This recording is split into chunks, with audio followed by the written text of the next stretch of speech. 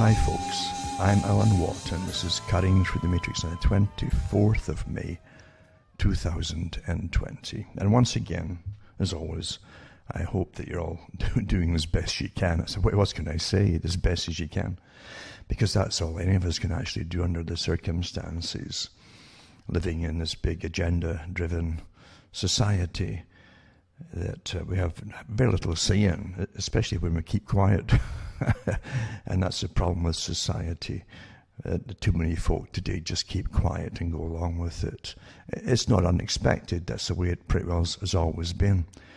And I've mentioned before that Aldous Huxley went through it in a similar form because he talked about suggestible people and the percentages of primary suggestible people who would go under whatever they were told immediately under the spell of it, and using techniques like Bernays laid out way back in the 1920s and 30s and 40s, and Huxley was giving his talk to Michael Wallace in the 1960s, I think.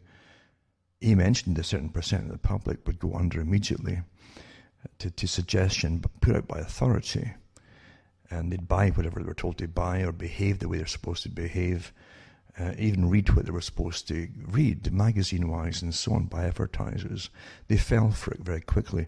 And he said that but then there's a percentage that simply don't go under the spell right away. But you can get another 10% under quick if you give them more and more reinforcement of the suggestion. Oh, come on now, just try it a bit longer and you'll find that it'll work. And just coach them, and sure enough, they'll eventually succumb to it as well.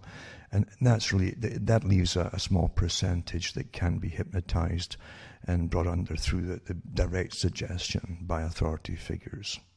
And that really goes by, in today's society, the behaviorists know, they're taught this kind of stuff, how to manipulate us all.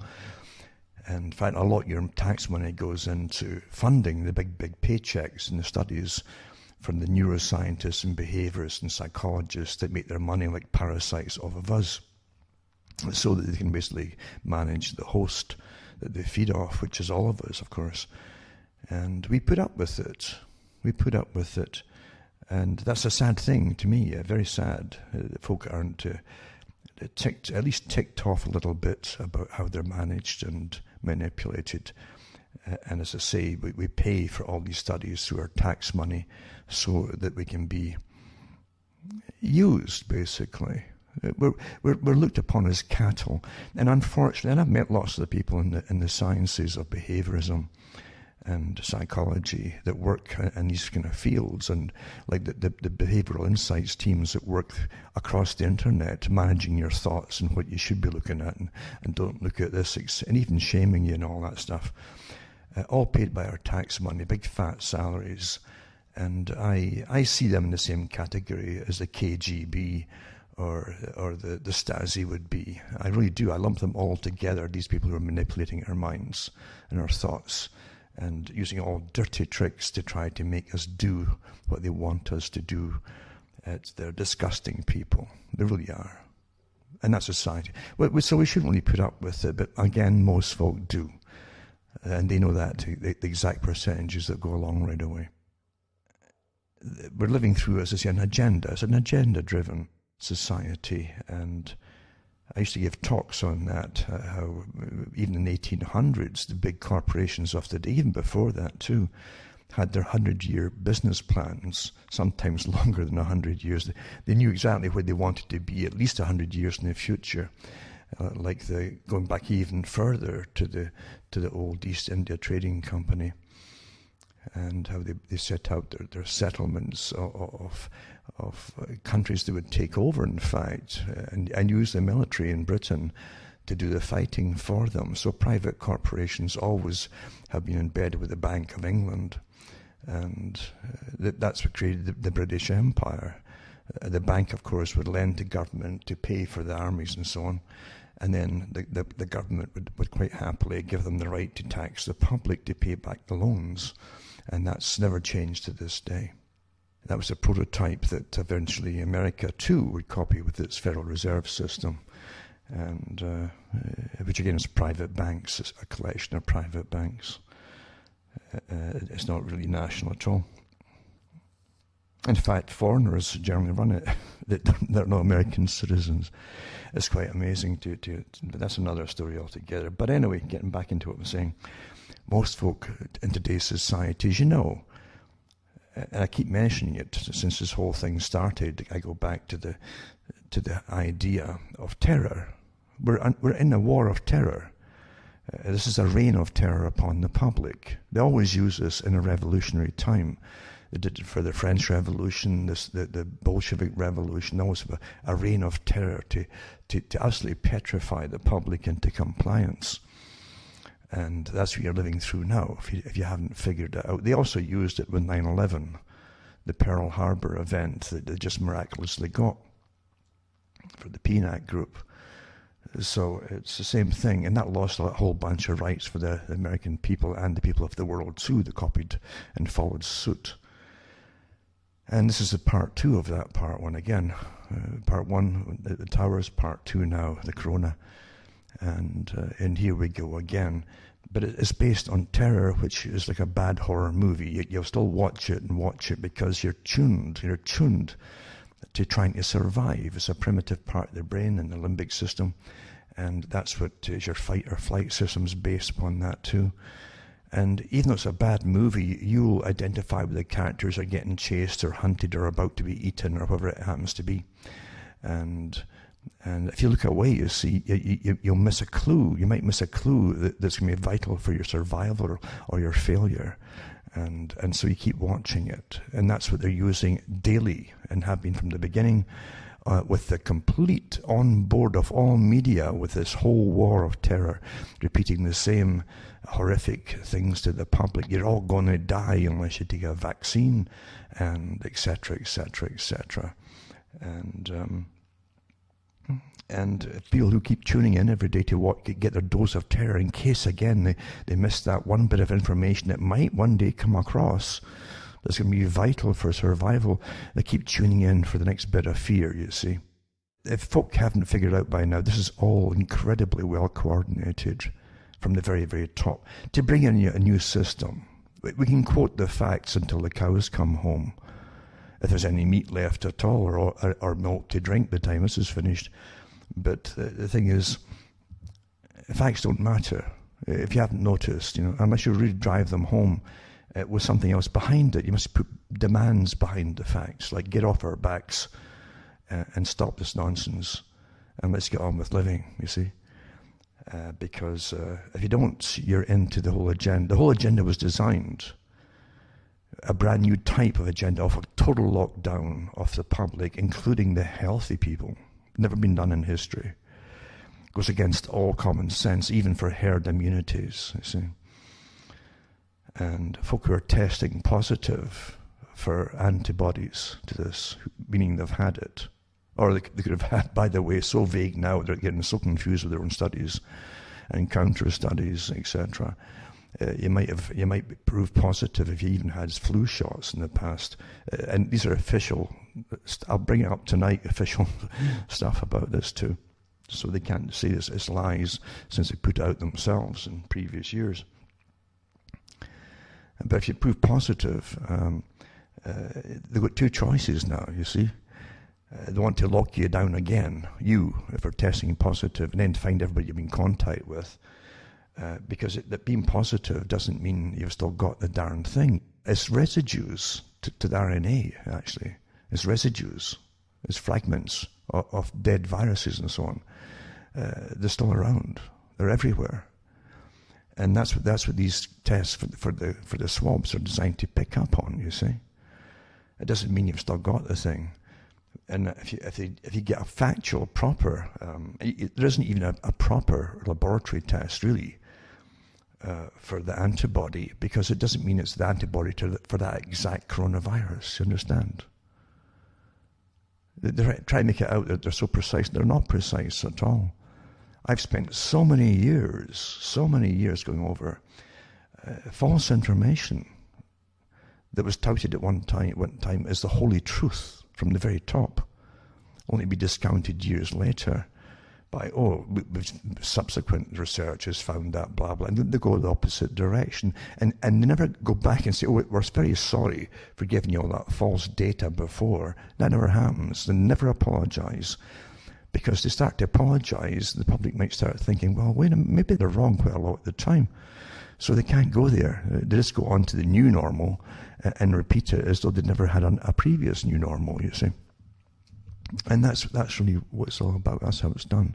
I can remember one of the biggest companies in Canada that took the blood supplies and for tests and sputum and all the other different tests that they did for different stools and everything else.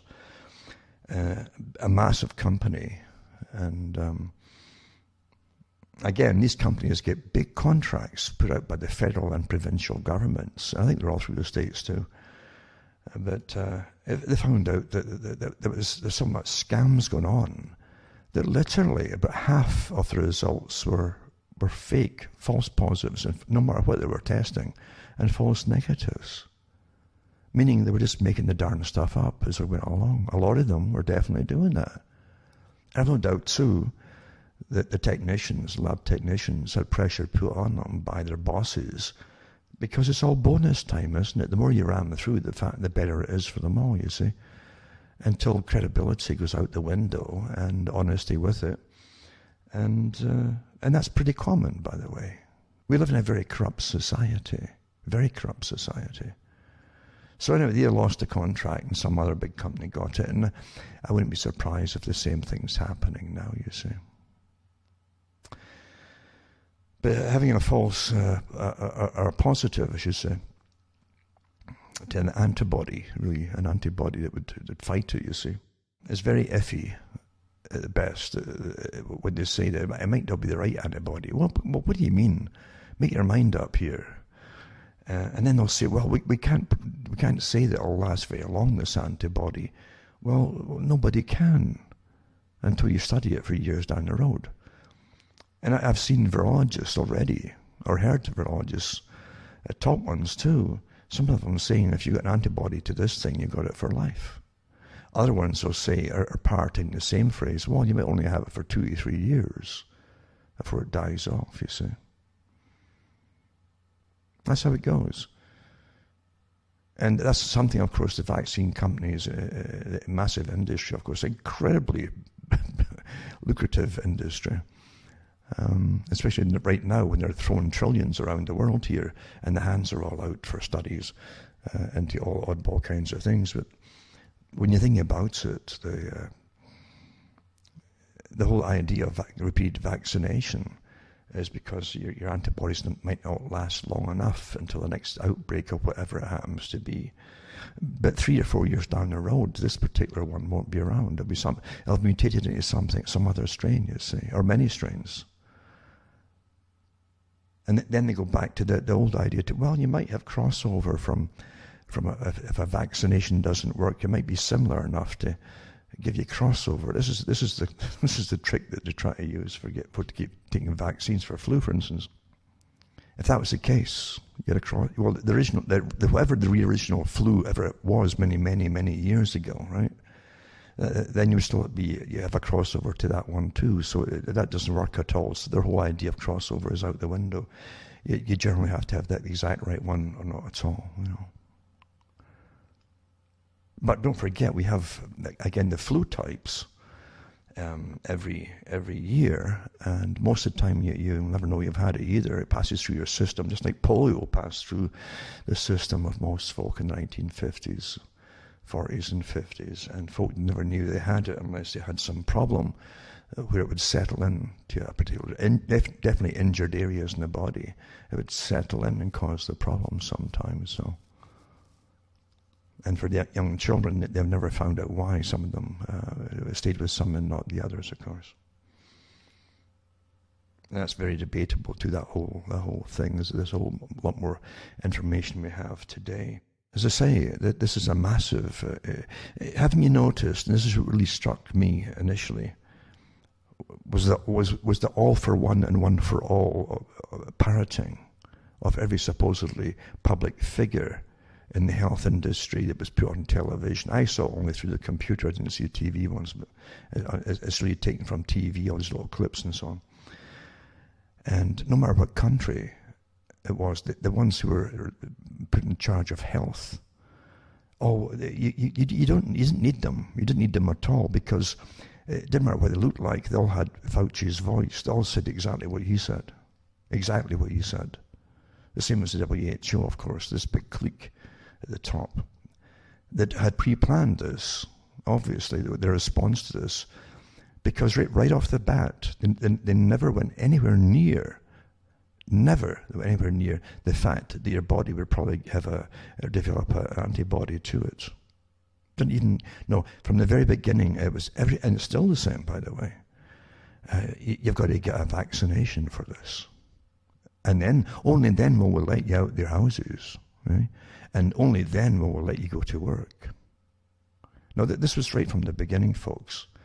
At the very top, you've got a clique here who are so compromised in vaccine industry and massive handouts and multi-million, even billion-dollar industries for it looks worldwide, to go worldwide. They're all in it together, aren't they? They really are.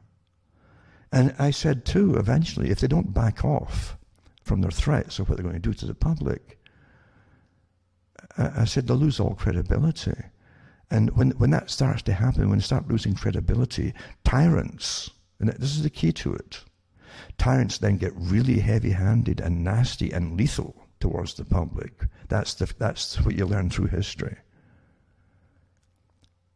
Especially when they're in the wrong, they won't back off. And the pledge to go ahead with something, because nothing's going to break this agenda, they'll get vicious towards the public. That's the dangerous thing, because they can't ever back off. Because if the information that's coming out now has got enough to put lots of them on trial already for what's happened.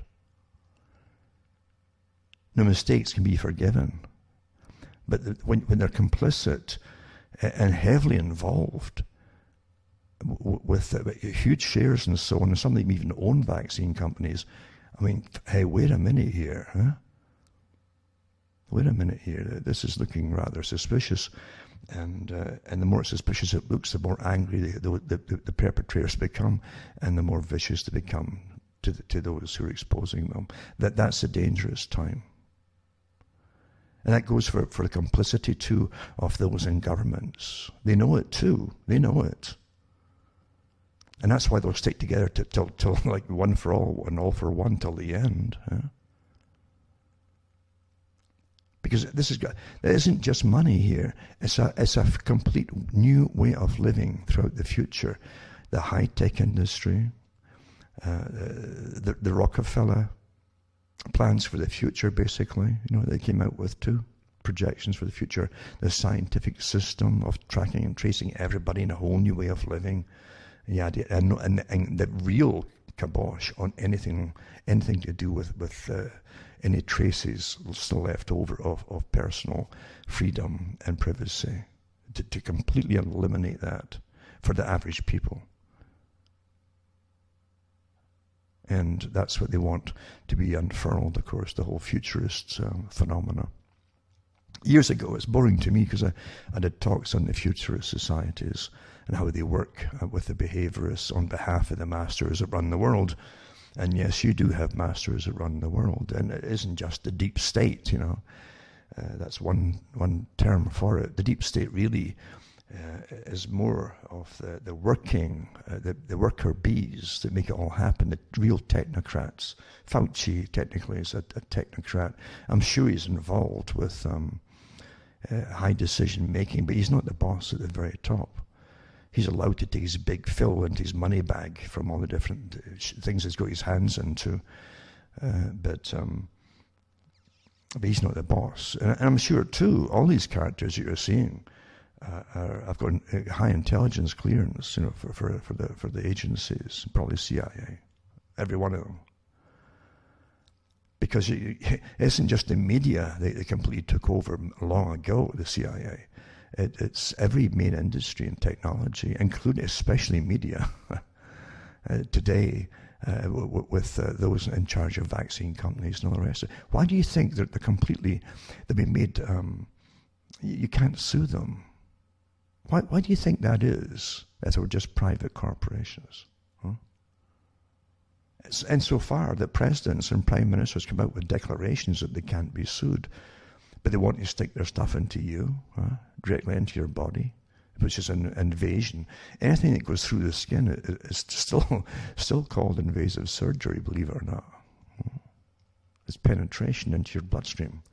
Even if it goes into the tissue first, interstitial tissue, makes no difference. This goes in the bloodstream. That's the whole point of it. And the people who, if it's going to get mandated, you better believe everyone who's mandating this better have their name on the form so you can sue them if anything goes wrong. And it often does go wrong. But as I say, isn't it astonishing that from the very beginning, and that didn't raise the hackles in anybody's heads, the back of their heads, when no matter who was telling the public what to do, you've got to get a vaccinate. It's the only way you're going to get out of this. It's the only way you're going to get out and get a freedom and get to work and go outside. And they made you know it too, with all the different reports of folk getting locked up or arrested for going into their gardens and planting vegetables in the spring. You can't do this, you can't do that, yada, yada, yada. Meanwhile, there's all these reports in every country of the politicians often in charge of the health parts going off and doing their own thing and traveling where they want to go and meeting with other people. Tonight, too, I'll put up some YouTubes and even BitChute, too. But one of them is a guy in England who's been dogged about the Bristol hospital there. He put out some videos before how empty it was, nothing was happening. But what's happening now there, and he's going and taking his camera with him, is these staged events for the applaud of the nursing staff and the medical teams and first line responders in hospitals where literally nothing's happening, right? In areas where folk are dying because they can't get into hospitals for treatment for other things. But you've got this big publicity, like wartime propaganda nonsense. And he goes there, and you see them all lining up. They come out of the car parks. They all meet in the car parks from different places, and they come in, and they're all dressed in uniforms and so on. The police are there. The fire brigade gets there too, with its hoist and all that. And there's all the teams of fucking uniform, uniform, one form, right? And applauding themselves. And as this guy says, who's across the street filming it, he goes up to the cops and says, "How come all of you lot don't do social distancing, but you arrest us for doing it?" Because they're all huddled together having a great old time and slap each other in the back, sort of thing. Complete farce of any logic. It's not meant to be logical. It really isn't. It really isn't, It's wishful thinking, it's magical thinking that they've given you to believe in here. That if you are 2 meters away from someone, then the virus is so intelligent, or so taboo. You put a taboo, a force field around you, a black magic or a white magic. It depends what side you're on, I guess. It depends if you made the virus or something to do with making the virus or making money off it, maybe in black magic. But the white magic is, if I keep them 2 meters away from me or just over 6 feet, then this virus, they can't get any closer to me. I mean, sure, it just stops it dead in its track. Especially when you've got your magic amulets with you. Do you have them with you? You've got your little bottles of your hand sanitizers, And you've got your mask. You've got to have that mask on your face, because all good voodoo ceremonies have masks on their face. So does Eyes Wide Shut, mind you. But here you are. That's your talismans. These are your magic talismans you've been taught to have with you at all costs. Scrub, scrub, scrub. And stick that thing on your face there. So once you're protected against the magic out here, right? Even though those face masks really, the micron size to catch, it could catch is inadequate really most of the time. Most of those masks you see, for the size of this particular virus. It'll come through it regardless. where you're breathing it out or breathing it in is when it comes through or that. But they know all this stuff. They know this. But you've got to have it with you, even though you're forbidden to have them initially, right? But by the same experts that then demand that you wear them now or you should get fined. Right? You understand? You can't please these characters. It's like having a parent who I remember that they used to say that a lot of guys had problems if especially the mother.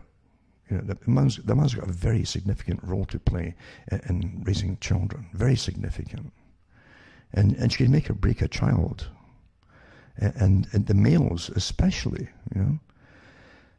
So if you get an ambivalent mother, the mother who is often come here, and then other times just furious, like a manic, just fury, and go away, and whack, you know.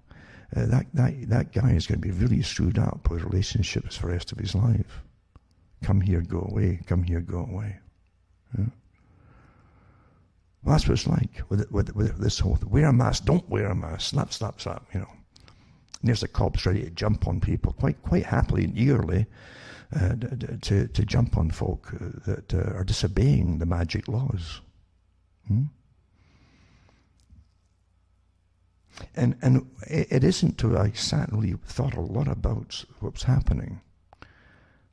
Because from the beginning it was all wrong. So you don't quarantine the healthy people. You don't destroy the economy unless you're going to bring in a whole new system. And bingo, that's exactly what it was for. There's no other reason for this. And right off the bat, too, they said, oh, there could be another spike in the late fall when winter is about to come in. Well, they're going to guarantee it's going to happen because a lot of folk won't have had, even knowing or unknowingly, this virus if they've been locked down. You haven't created the 80% herd immunity that normally would have happened. You've got to have at least 80%, they claim, for it to start fading off big time, for good. Because once folk have had it, they can't pass it on to anybody else. You've got antibodies, the thing dies off in your body or it goes inactive, and you're not a spreader anymore, you see. But by locking folk down, and keeping the children, who are great spreaders for these things, separate from people, and again stop them going to school, then you're going to get a spike. You're pretty well guaranteed a spike. And this is how I thought about it at the very beginning. I thought, they're going to play this way, and then come down and say, well, we gave you a little bit of temporary freedom in the summer. And that's right with their playbook to their manual for how we handle this, right? From their test that they're going to do, Event 201, etc. The people would start to rebel a bit. So loosen up a wee bit, loosen up a little bit, and give them a little bit of freedom in the summer. Then, of course, if it spikes again in the fall, you're locked down again. And they'll show you more horrific pictures. I'm sure they've got even better stuff refined now. Now they've got more con artists on board with them who can really do some amazing stuff with film, and video. So we're living through an incredible script, and there's no doubt about it. When 9/11 happened, nothing made sense. Nothing that was put out made sense. Right off the bat, the dust hadn't cleared from the towers coming down. When the voice went out, it was Osama bin Laden. It was, immediately. That's who you were told. Meanwhile, you find afterwards they already had the military ready to go in to Afghanistan months before 9/11 happened. And then, as they went through Afghanistan, they were already changing the size into Iraq. It was Saddam Hussein. It had nothing to do with it. It didn't make any difference. But what you saw then was the same kind of thing. All the same spokespeople on TV every day. And Rumsfeld and Cheney and Bush, all repeating the same stuff, and whatever general they brought forward, the same stuff. weapons of mass destruction, blah, blah, blah, fuzzy pictures, and all the rest of it. It was incredible, but you saw that complete sworn determination. And I mean sworn. They put their hands together and hold it, and they swear on each other's lives to go through with this thing to the bitter end, regardless of what happens. And you're seeing the same thing now from the top health experts, with the heads of even U.S. states that come out and just adamant to go along with the whole darn thing, regardless of herd immunity building up. That's why the spike dropped off now, right? After you get a spike now and it drops right down again. That's standard. You find that even with flu seasons. That's what happens. But there's still got a lot of people who haven't been exposed yet, I'm pretty sure. And they know it too, because this first time ever lockdown on the people. So they can't get the herd immunity. So it'll spike again come the cooler weather once again, and they'll be quite happy. And then they hope to have their vaccine ready to mandate into your bloodstream. I laugh at it too. They say, well, it doesn't go into the blood. Well, it's not supposed to go. Maybe it's no difference. If you stick it into your body, I don't care if it goes into interstitial tissue and into lymphatic fluid, it's going to get in. It's going to get into your bloodstream. That's where it goes, folks, So again, it's a big business plan, and you're living through one. Your whole life has been living through a big business plan. 9/11 had to happen to bring in the whole martial law type system and end of freedom, even freedom of thoughts now. You're completely policed with your thoughts on the internet now, because you put all your thoughts out there, and all your chit-chat too, on your texting and in your phones, everything. They've built whole areas that are like towns, size of towns in the States and elsewhere, to house the data, the trillions and trillions of gigs of data they collect all the time, every day and week and month and year, on all of us. And this isn't temporary stuff. I can remember how they launched it when 9/11 happened. Well, we're only going to keep this certain type of data here for maybe a month or so, or 2 months, 6 months at the most. And as time went on, we've got to keep this longer. Well, nothing gets ditched, folks. And unfortunately, the people adapt to it. That's what's so interesting. They know this too. The studies on the public. Oh, you adapt. Like Darwinian, adapt or die. Eh? And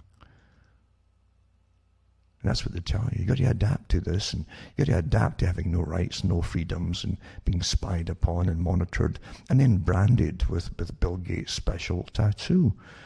His little Luciferase tattoo. Isn't that wonderful? A complete record of vaccinations, because you're a product, but they've got other products to pump into you annually. And this consent thing is just annoying, isn't it? Eh? Look at Dershowitz, Alan Dershowitz. You've all seen, and I'll put up again the clip where he talks about you're going to get this thing whether you like it or not. And the military is going to force you to do it, yada, yada, yada. You're talking like a tyrant. And you're looking at people, you better stop. You better stop and put them in their place right off the bat. But you're looking at tyrants here, folks. You really are. They're so arrogant in the height of their status. And they're being pampered and spoiled for. They really believe that all you little peons are little creatures, little farm animals, And guys like him have the right to dictate how you're going to behave, eh? This is the guy that was allocated to try and get Epstein off.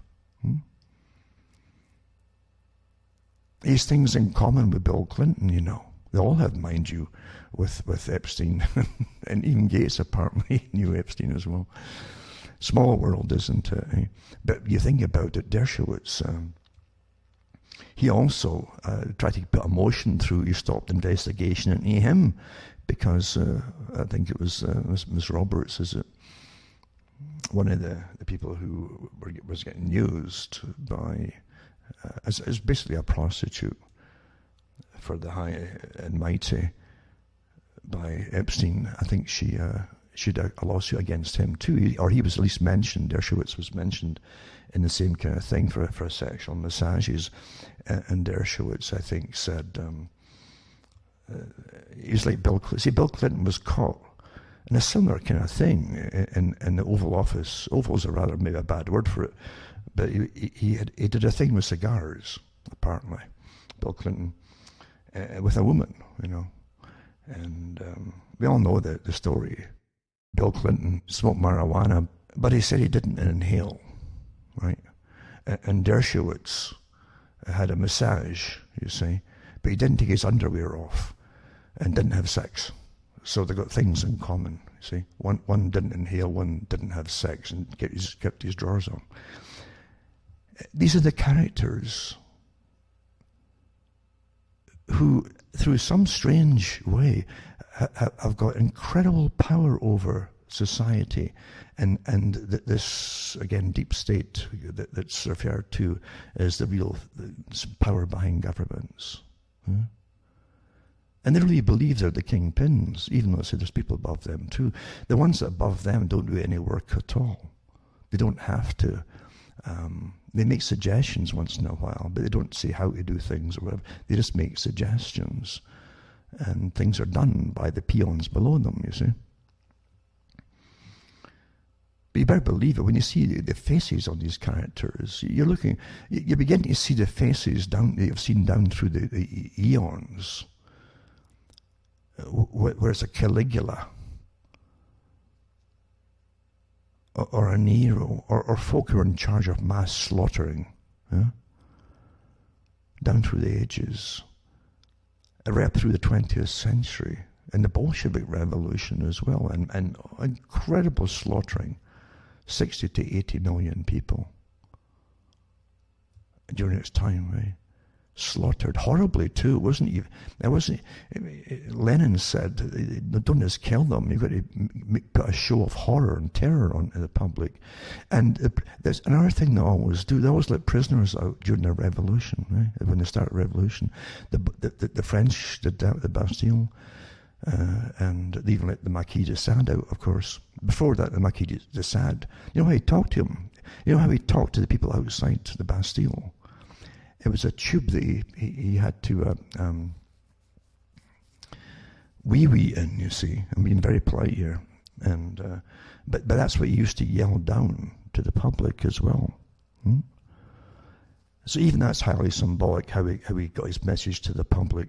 But the Marquis de Sade was let loose too, to bring in more chaos, if possible. The reason he put in prison was his incredible perverted attitude to everything. No one was safe around him, of any gender or any age for that matter.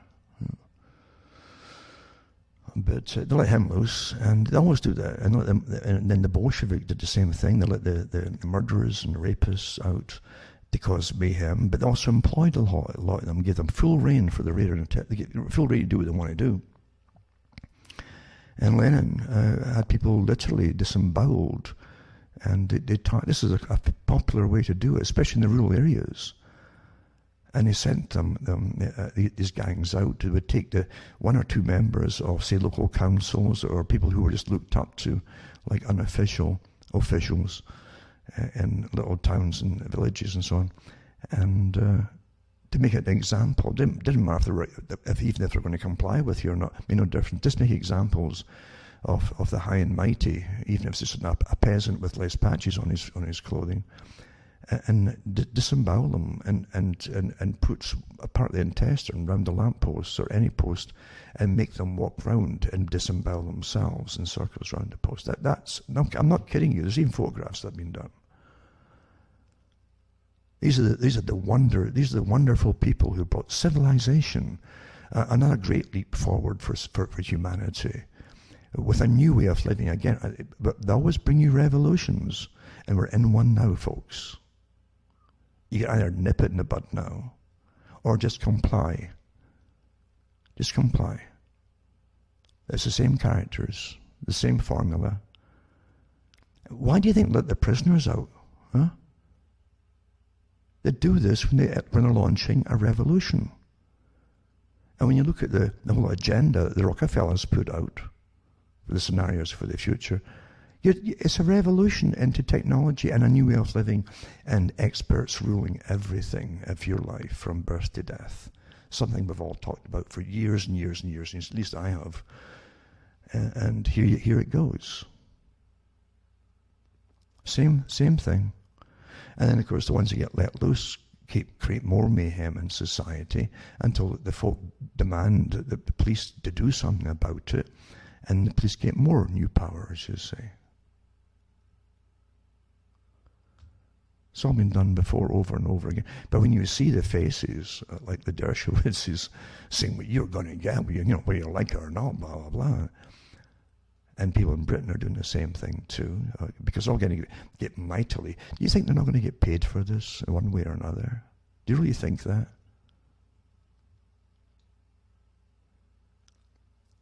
I really don't think we've had such blatant corruption showing itself.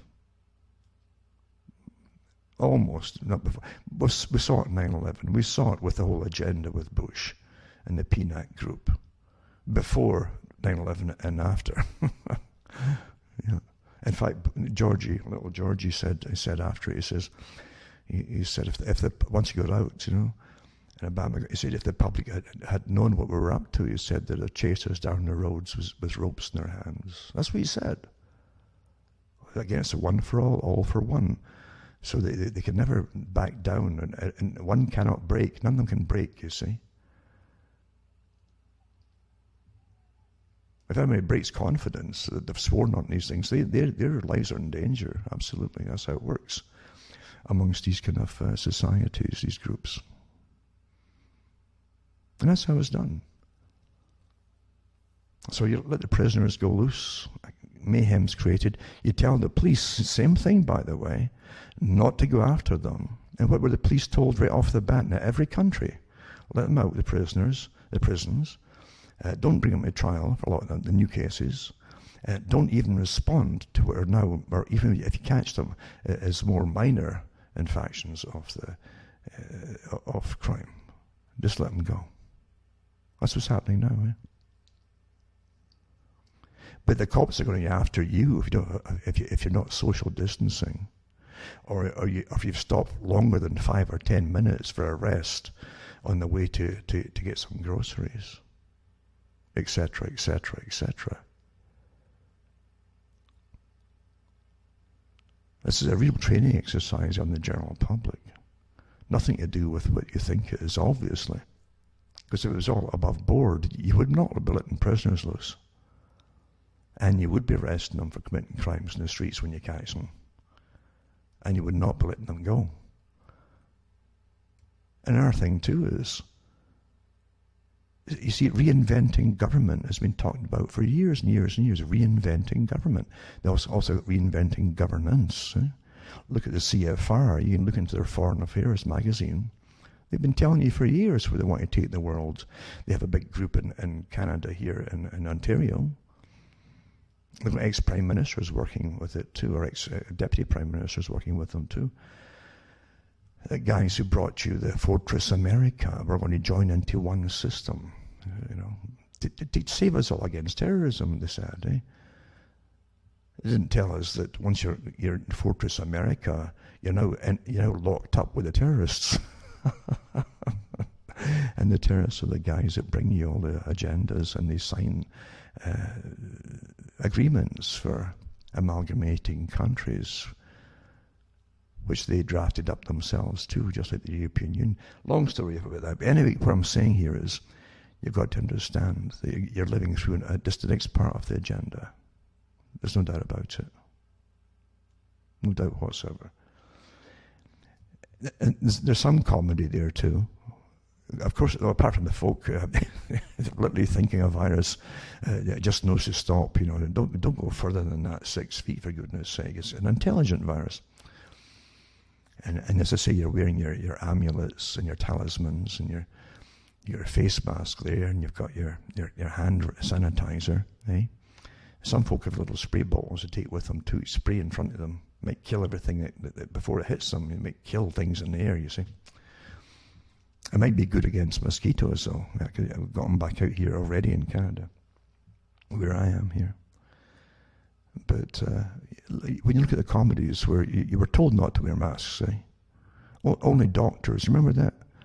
You've got the same article, they haven't disappeared yet, that the media was telling. The same mainstream media that was getting totally ignored for years because they were so corrupt and awful that no one believed them anymore until this happened. And back again, through horror, you're back tuned in it. They might tell us something important for our survival, and they're making hay off it. And again, in January, it was the small sites that were reporting what was happening in China, and say this is going to come here, because you know how many Chinese students are all across the universities of the planet, huh? This was one thing. Never mind all the other traveling back and forth to China constantly, every week. So the small site, this is going to happen here. But the professionals and the media, oh no, even Fauci said, oh, nothing to worry about in January. Yeah. Because the Americans don't have to worry about that.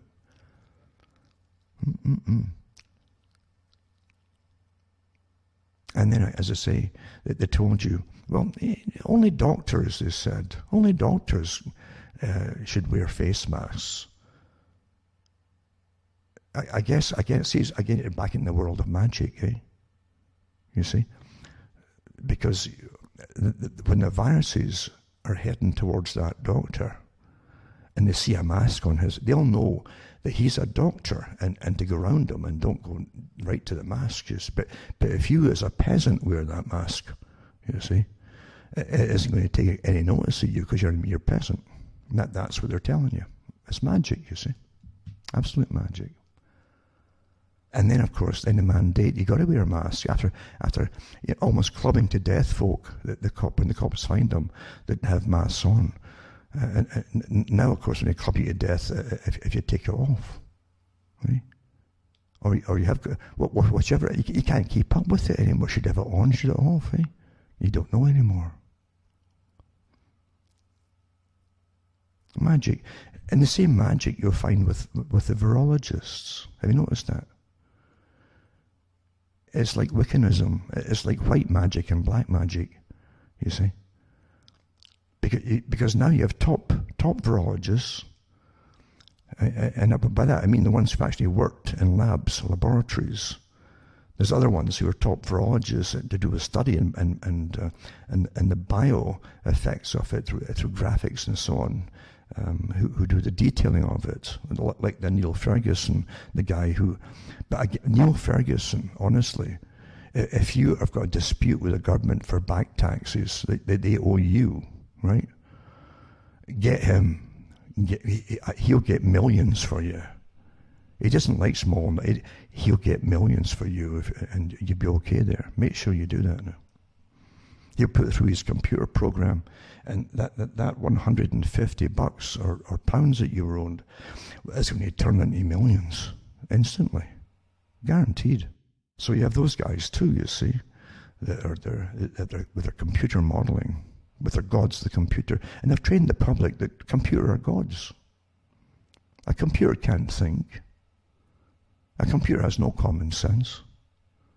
Huh? But they've trained you to believe it. What does the computer say?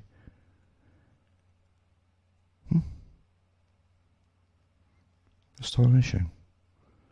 So yeah, white magicians and black magicians, and some of them worked in the labs who've come out openly telling you that this thing really is going to die away like other viruses before, annual viruses. And herd immunity is going to literally take a good hold, and it'll just die away. You might get a few folk next year that'll make an appearance, but most folk, once you get a certain amount of herd immunity, it can't take hold, you see. And so they're the good magicians. They're the ones that are telling you that, you see. They worked in labs, And that also means they did a lot of testing. They use animals to test. If they get their hands on humans, they will, with volunteers for vaccines.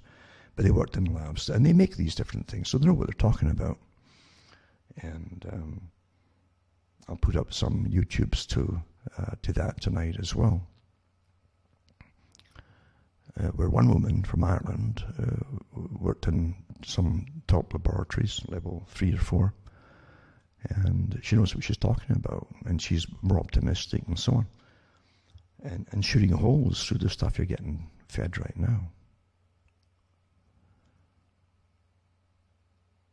And then you get the other ones too that are terrified of who've also worked in laboratories. But when they cut up animals and things, they do it with hate in them, you see. The good folk are the white magicians that pat the animals in the head before they dissect them, you see. I think the whole field is incredibly corrupt. The modern field, with these laboratories, with the gain of functions.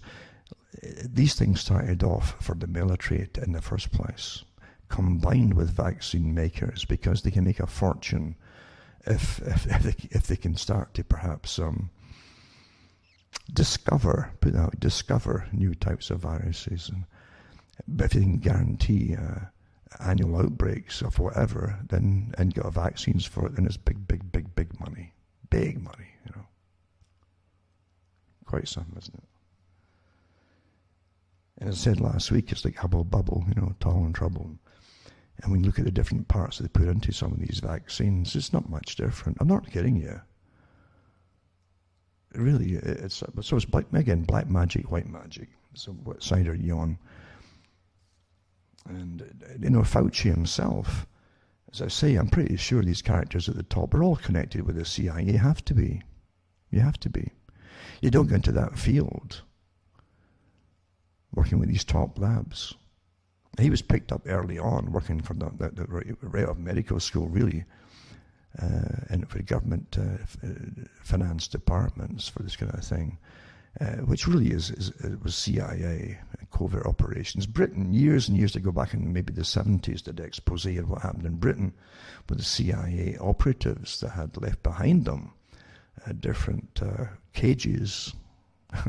They'd vamoosed out the country of Britain, but they could tell by the residues and so on. They'd literally been testing things in rats in London, in apartments, actually basement apartments, which they're renting, and to release things if it became necessary to release things to cause a disease in England, if the Russians were taking a hold in the country or coming over. So they were going to release pandemics or plagues in Britain that would eventually hit the... I'm not kidding you. That was I don't know if it was a panorama. It was a special. It was either that or kind of 60 Minutes type thing, like Man Alive. But yeah, it was done way back then. And they showed you the cages and the debris that had been tested for what the occupants had been and so on.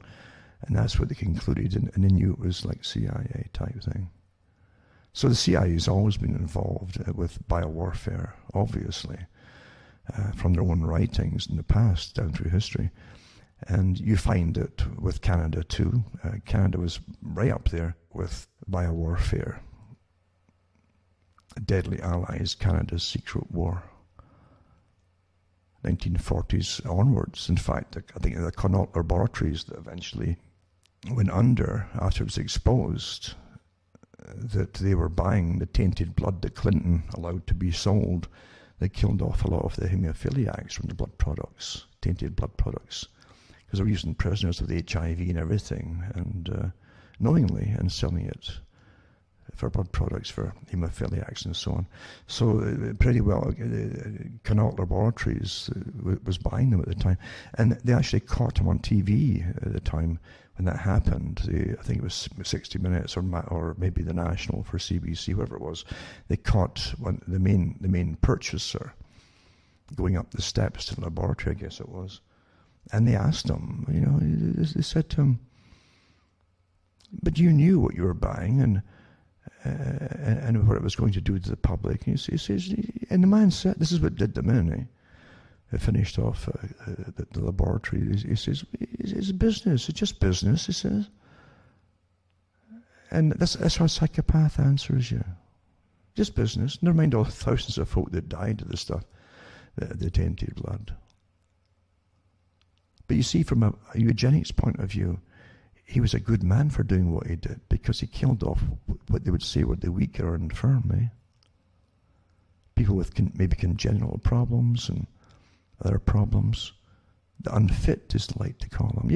You still start seeing things in a different way here, especially when you have the big boys out right now from the Eugenics Society and Population Matters. Openly again. The same groups that go to the World Economic Forum and the Club of Rome, who are all mixed with the WHO, that these folk all know each other. They're all part of the same sustainability program.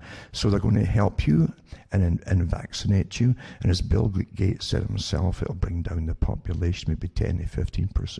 Wait a minute here, eh? And Gates also said it might kill this particular vaccine, whenever they get it right, well, it might kill 700,000 people across the world. Really? Really? Oh. You better start seeing things as they really are here. The disgusting way that the elderly have been treated during this whole thing is purely eugenics. Canada was more open about it. With bioethics. See, bioethics now, in an atheist society where scientists are now in charge, supposedly, technocrats, it's all dollars and cents, and they can't just fork out cash to keep you alive if you're over a certain age, and you're not very important. You're not a somebody, you see. Even they pretend it's equal. No, it's not equal at all. The arrogance of class distinction is incredible. When you go into the scientific communities, the more degrees they've got, the haughtier they are. And the noses go higher and higher in the air, as they sniff down at the peasants below them. That's the truth of it, folks. The arrogance in academia is phenomenal. And once you get a group of these people together discussing eugenics, you better hope that you're a somebody, because they have their way. You'll be written off quite simply and easily. And they had it in Canada too. I did the articles here, I read them here, and I mentioned them, and I've still got them. What they said, we have to think now. You see, that is a bioethicist running the show. If this gets really bad, who's going to live and who's going to die, and who's going to get allocated to medication, who won't be, etc. And as getting you all ready for it, your life is less value of this person over here. That's what runs the countries now, eh? Your medical systems. In the States, there's a bit more of an advantage, because even though they want that there, and if you're just a peasant and you have no real insurance, and it's one of these Medicare aid programs, which the state might sponsor for those at the bottom, they're still going to write you off. But if you've got a good insurance policy, they're going to do all they can to try to keep you alive. It's just astonishing what's happening, and the folk are unaware of it, because they're not putting that across every day on the television, are they? They're putting Mr. Fauci, who I didn't vote for, and yet even Canada's following his advice. And the World Health Organization's advice, the most far-left organization on the planet, the United Nations, and the WHO, and is totally involved with the Department of Population. It used to be called the Department of Population Control. That was set up by Rockefeller, who funded it for the UN, by the way, that department. And you've got Bill Gates literally running the WHO, because if you can't understand, you've got a cabal of people here who somehow been very highly organized, and they've got a mandate to work with each other and fund everything. And Bill Gates has got a finger in every pie, like some strange little, magician. Anybody who can get bought over has got bought over pretty well. That's another thing too. when tyrants, when you start to unpeel all the different blankets off the tyrants, all these sheets off them, to see who they are, the more ferocious they'll become. Because it can get to the stage they're so compromised with corruption, they know if it's exposed that they're done for. So they'd make sure that anybody trying to expose them will be done first. No kidding you. The corruption here is phenomenal. Everyone's so compromised with each other as they toss millions and billions around with each other at the top here. It's just disgusting. It really is. And I'll be going into some of that tonight with some of the evidence to support it. You've never seen such a tight clique of people running everything. And Bill Gates has got reimagining education. It will never be the same again. That's another thing that Fauci said. Fauci, he's telling us we can't ever go back to anything at all. The world will never be the same again. Oh, no. It's never going to go back to any normal. Oh no. He said that from the very beginning, along with his vaccine agenda. Yeah. Which means the agenda was planned long before this thing hit. Of course it was. And again, it had never been done before. Let's lock down all the healthy people. Never been done before. Stop herd immunity. And then ease it up in the summer. The folk will stop being so angry and they'll start to light up a bit, you see. And then you make it appear in the winter because there's not enough herd immunity because of the lockdown. You couldn't plan it. This isn't coincidence. It goes against every law they've ever had before in dealing with these things. Everything, in fact, is going to make it worse. And what's so interesting, even with the original stuff coming out of Wuhan, where even some of the Chinese were admitting, so this must have escaped from the lab there.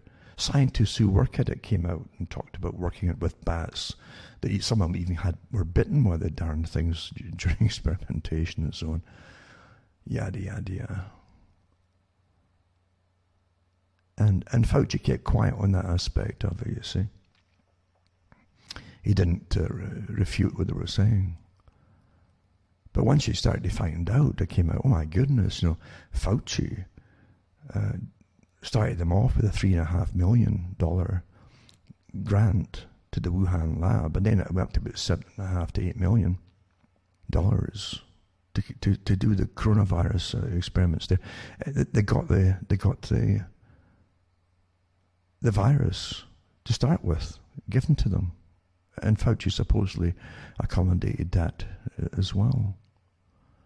And all the folk who worked at the Wuhan lab, the ones who worked from China and Canada too, they all jumped back and forth for different labs. Right over to Wuhan, back and forth. Never mind the ones they caught in the States smuggling vials of the stuff out, or back to China, of different kinds of things in their socks. This is all real. But there's Fauci, who knew all this was going on, and who helped them develop the darn thing. But when the Department of Defense had said it's maybe not a great idea to continue with these coronavirus experiments, because you're with gain of function, you're creating something that's lethal. That's what you do with gain of function. Take something that's pretty harmless, make it deadly, and just in case in a million years it might have developed that way itself. That's what they say, you see. So we're ready for it. Are they really ready for it? Well, if it's a vaccine, they haven't given the real vaccine to it, eh? Have they? So anyway, they gave what they had worked on from North Carolina. I think it's a university there too. And they gave it to Wuhan to continue the work, so they could continue. So if it hadn't broke out, it'd be on their heads, and they would take the brunt of it. And Fauci was, again, authorizing the transfer of the stuff over to China from the States, 2015-16. So once that started to come out, you see, so suddenly Fauci, he came out with amazing declaration, no proof to back up. This thing probably just evolved by itself, to get the heat off himself, right? Obvious. Why else would he say that? Why else would he suddenly say that? Huh? But and gave no evidence to back it up. Well, probably just jumped by itself and evolved by itself. Just a little statement, and everybody parrots what you said, without saying, "Wait a minute here. You know, you helped this thing to go over to China, to the Wuhan lab, and giving them a maximum eventually from $3.5 to up to $8 million eventually to kickstart it." With this gain of function. But suddenly, that's when, only then, when it starts to, here's Fauci's name's popping up in connection with it. Oh, it probably just evolved by itself. And that's good enough for us all to believe. Eh? Is that right? Mm-hmm. Sad, isn't it? Sad that the media won't do any proper reporting or investigative journalism. It really is sad, isn't it? But it also tells you that the media is totally bought and paid for. It always was. There was always certain topics, even when it was in actual newspapers, they'd all know what to leave alone, don't go near, etc. And it got worse and worse over the years, right up until they put that British lord in charge of it, the Leveson inquiry. And so any little commentary at all about events was stopped dead, and that's when they really died. Australia did the same thing, Canada did the same thing. Because we're all part of the so-called Commonwealth of Nations, meaning the British Commonwealth. And that's how it's done. And they were just dying with hands out to government to keep taking a lot, because they're mouthpieces for policies by government and the government agencies. Most of the government agencies are privately owned nowadays, for those who haven't figured it out. The British Post Office, I think, was privatized. It was totally privatized a few years ago, but that was the idea behind that too. And again, it was Osborne's, one of his relatives or one of his workers, and Parliament got the contracts and pushed it through, and ended up owning this new company, I think, in Britain. They're all crooks. For those I can remember when they did the same thing in Britain with the water supply in England, probably for Scotland too at the time, I suppose. But I even read it at the time on the radio, because it was a group in Parliament and some in the House of Lords that had put forth a bill to privatise the water industry. Now, these were always classed as essentials. You had essentials for not just national security, but for your local security, your own water supply, your gas supply, your proper sanitation, sewage systems, and so on. Now, these were public utility. You owned the thing. The public supposedly owned them, and they were taxpayer funded. And then, of course, Prince Charles and others, he became a spokesman for the public-private fascist enterprise, because that's what it means. You'll pay for it to be privatized. You'll pay for the upkeep and maintenance, while the private company just rakes in the cash from the taxpayers, and it doesn't cost them anything at all to actually run it. That's what public-private really means. You build it for them if it's not built already, and then you maintain it for them. And they do a little bit of management, perhaps. So it's in the road systems. But anyway, they did the same thing with the waterworks, and a group of them put a bill in Parliament to privatise the system. And then, I know it was 2 or 3 years later, they privatised it. And guess who happened to own immediately the company that owned the waterways of Britain?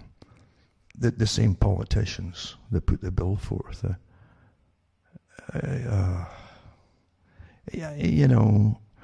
Why do people vote? What's wrong with them? And we know what's wrong, because we're so well studied. We are so well studied, They've done all the countless surveys as to the breakdown of society and who votes for whom and so on, and why do they vote for whoever it is, and It's just astonishing the answers that you get. Generally, it's, oh, my dad voted Labour or Conservative, and yada yada. Forget these people. They're gone. They probably like football too, or soccer. That's all they watch. More so, actually, today, as they get less and less rights to be a man. So they fulfill their fantasies through a tribal display on a field, kicking a ball around by overpaid characters for a children's game, eh? But it's very important to keep the people happy, so they can live out their fantasies. It's just imagining that they were young again and they were on that battlefield, that's what the field is for sport. It's a battlefield. It symbolizes, and your team with your colours is fighting those guys with their colours, and so you have your own little uniform colours and so on.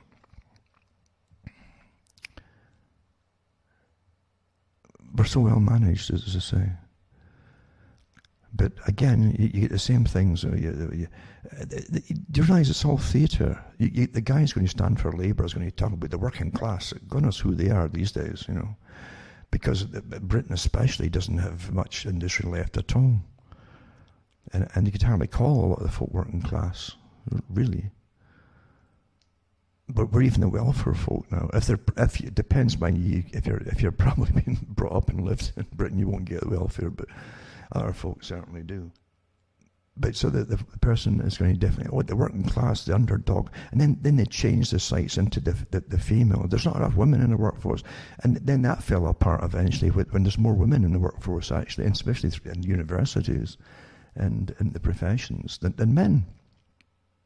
So then they start to go for incoming ethnic groups and so on, and there's nothing much left that they can push, because they've lost the track of why they existed in the first place, you see.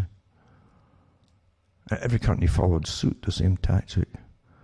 Divide, conquer, divide, conquer, divide, conquer, until you have nothing left that'll back you up. And the conservatives are a joke, absolute joke. What is a conservative?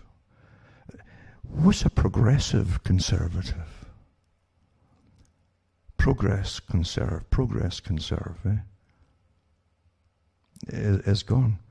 And in reality, as I say, you've been managed by technocracy for a long, long, long time. Experts run it.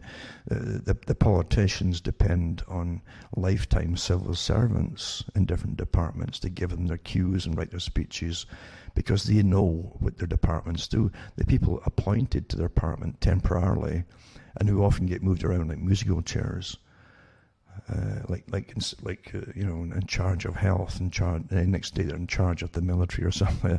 They've got nothing to do. They have no idea so they depend on the civil servants to do all of it. They're just figureheads, and they're allowed to fill their pockets and do a little bit of petty corruptions and things like that, as long as they play the game. But most folk accept it, and most folk never really catch on. Again, that big 80% of the general public that Huxley talked about too, they never catch on, do they, of what's happening. They believe what they're told immediately. Oh, wow, my God, There was a great series, it was called Dad's Army in Britain. And I never ever watched it at the time. I wasn't into anything like that. But as you get older, you start looking at this stuff, and you say, "Wait a minute here. What they're portraying is an older group than yourself that lived through the war, World War II. But they showed you the rationing. It was all comedy and so. But they showed you the rationing. It really affected them all. Where the future, no one imagined. Most of the folk didn't imagine they'd have much of a future, or one day even own their own car or something. It's beyond any. It was science fiction to them, and what they ate was a starvation diet, But every excuse that they had when they couldn't get something, or couldn't get the food, or they couldn't get parts for anything, or it was there's a war on, And the same characters that gave you that are trying to bring this all back permanently again, a post-consumerist society. I've said before, has been copied. Someone you probably know, within the week, he's prattling the same stuff as me. But as I said a few weeks back, and months ago too, the technocrats are going to bring it in, and it's a post-service economy. The service economy was what the Council on Foreign Relations proudly boasted that they were bringing in to the Americas years ago. And they're being accomplished in 2005, the service economy. The same group, CFR, had written and drafted up the NAFTA agreements for the amalgamation of the Americas, you know. And they're a private organization, a private club that belongs to the Council for their own. It belonged to the Royal Institute for International Affairs for Britain. That's the globalists, folks, that run it. You know, they run it on behalf of the masters, but they run it all. They drafted up the European Union Charter. I think that came out of thin air by itself. They drafted up the Far East Pacific Rim group, the Asian group, with its members mainly in Japan, but also in Australia and New Zealand, and eventually they have to be amalgamated into China in that block. You see, you're living through your entire life. Your parents were and your grandparents were living through a big, massive plan that takes sometimes a lifetime for even one part to get fulfilled. But they publish their goals. It's dry reading. It's not sexy. It's very dry. But it's just that folk can't believe they're actually doing it. They're in disbelief their whole lives. Even things that are straight right in front of their faces, they stay in disbelief. I can't believe that. They'd never do that. Even when they're doing it, they'd never do that. Why not? Somebody would stop them. Okay. These are the guys that brought you also the agenda for the Pacific Rim, all the different treaties, the free trade treaties. You're never asked to vote on it. You don't get to vote on it. Anything that really matters in the world is going to affect you. You get no vote at all. The only right that you have, they say this, they tell you this in democracy, is to elect someone into office, to vote. That's the only right you have. Once they're in, they can do what they want. And they do what they want. Well, they don't really. They follow the agenda because they do have masters. You know. And the big problem, and I've said this from the beginning too, but way back, you can't be a cheerleader for everybody. Because I used to give the blatant hard truth. And it's cold truth, it's nasty. When you see how the world's run and what it's really all about, and how, you know, how it's managed and how we're looked upon, how they manage us too. It can be a bit scary to people, naturally. It's quite scary. But I wouldn't make it soft for the people. I always made it quite clear that it's up to everybody to try and help to bring in a decent future for themselves and others. It's very important that you actually motivate yourself. If you're waiting for people to do it for you, you'll end up in hell, a hell on earth. Because it's not going to happen. It's not going to happen. And I've always said that at the top, you got the clique at the top that draft up these plans for their masters, implement it on the public, whether the public know it or not, or even like it or not. And then you've got the public themselves.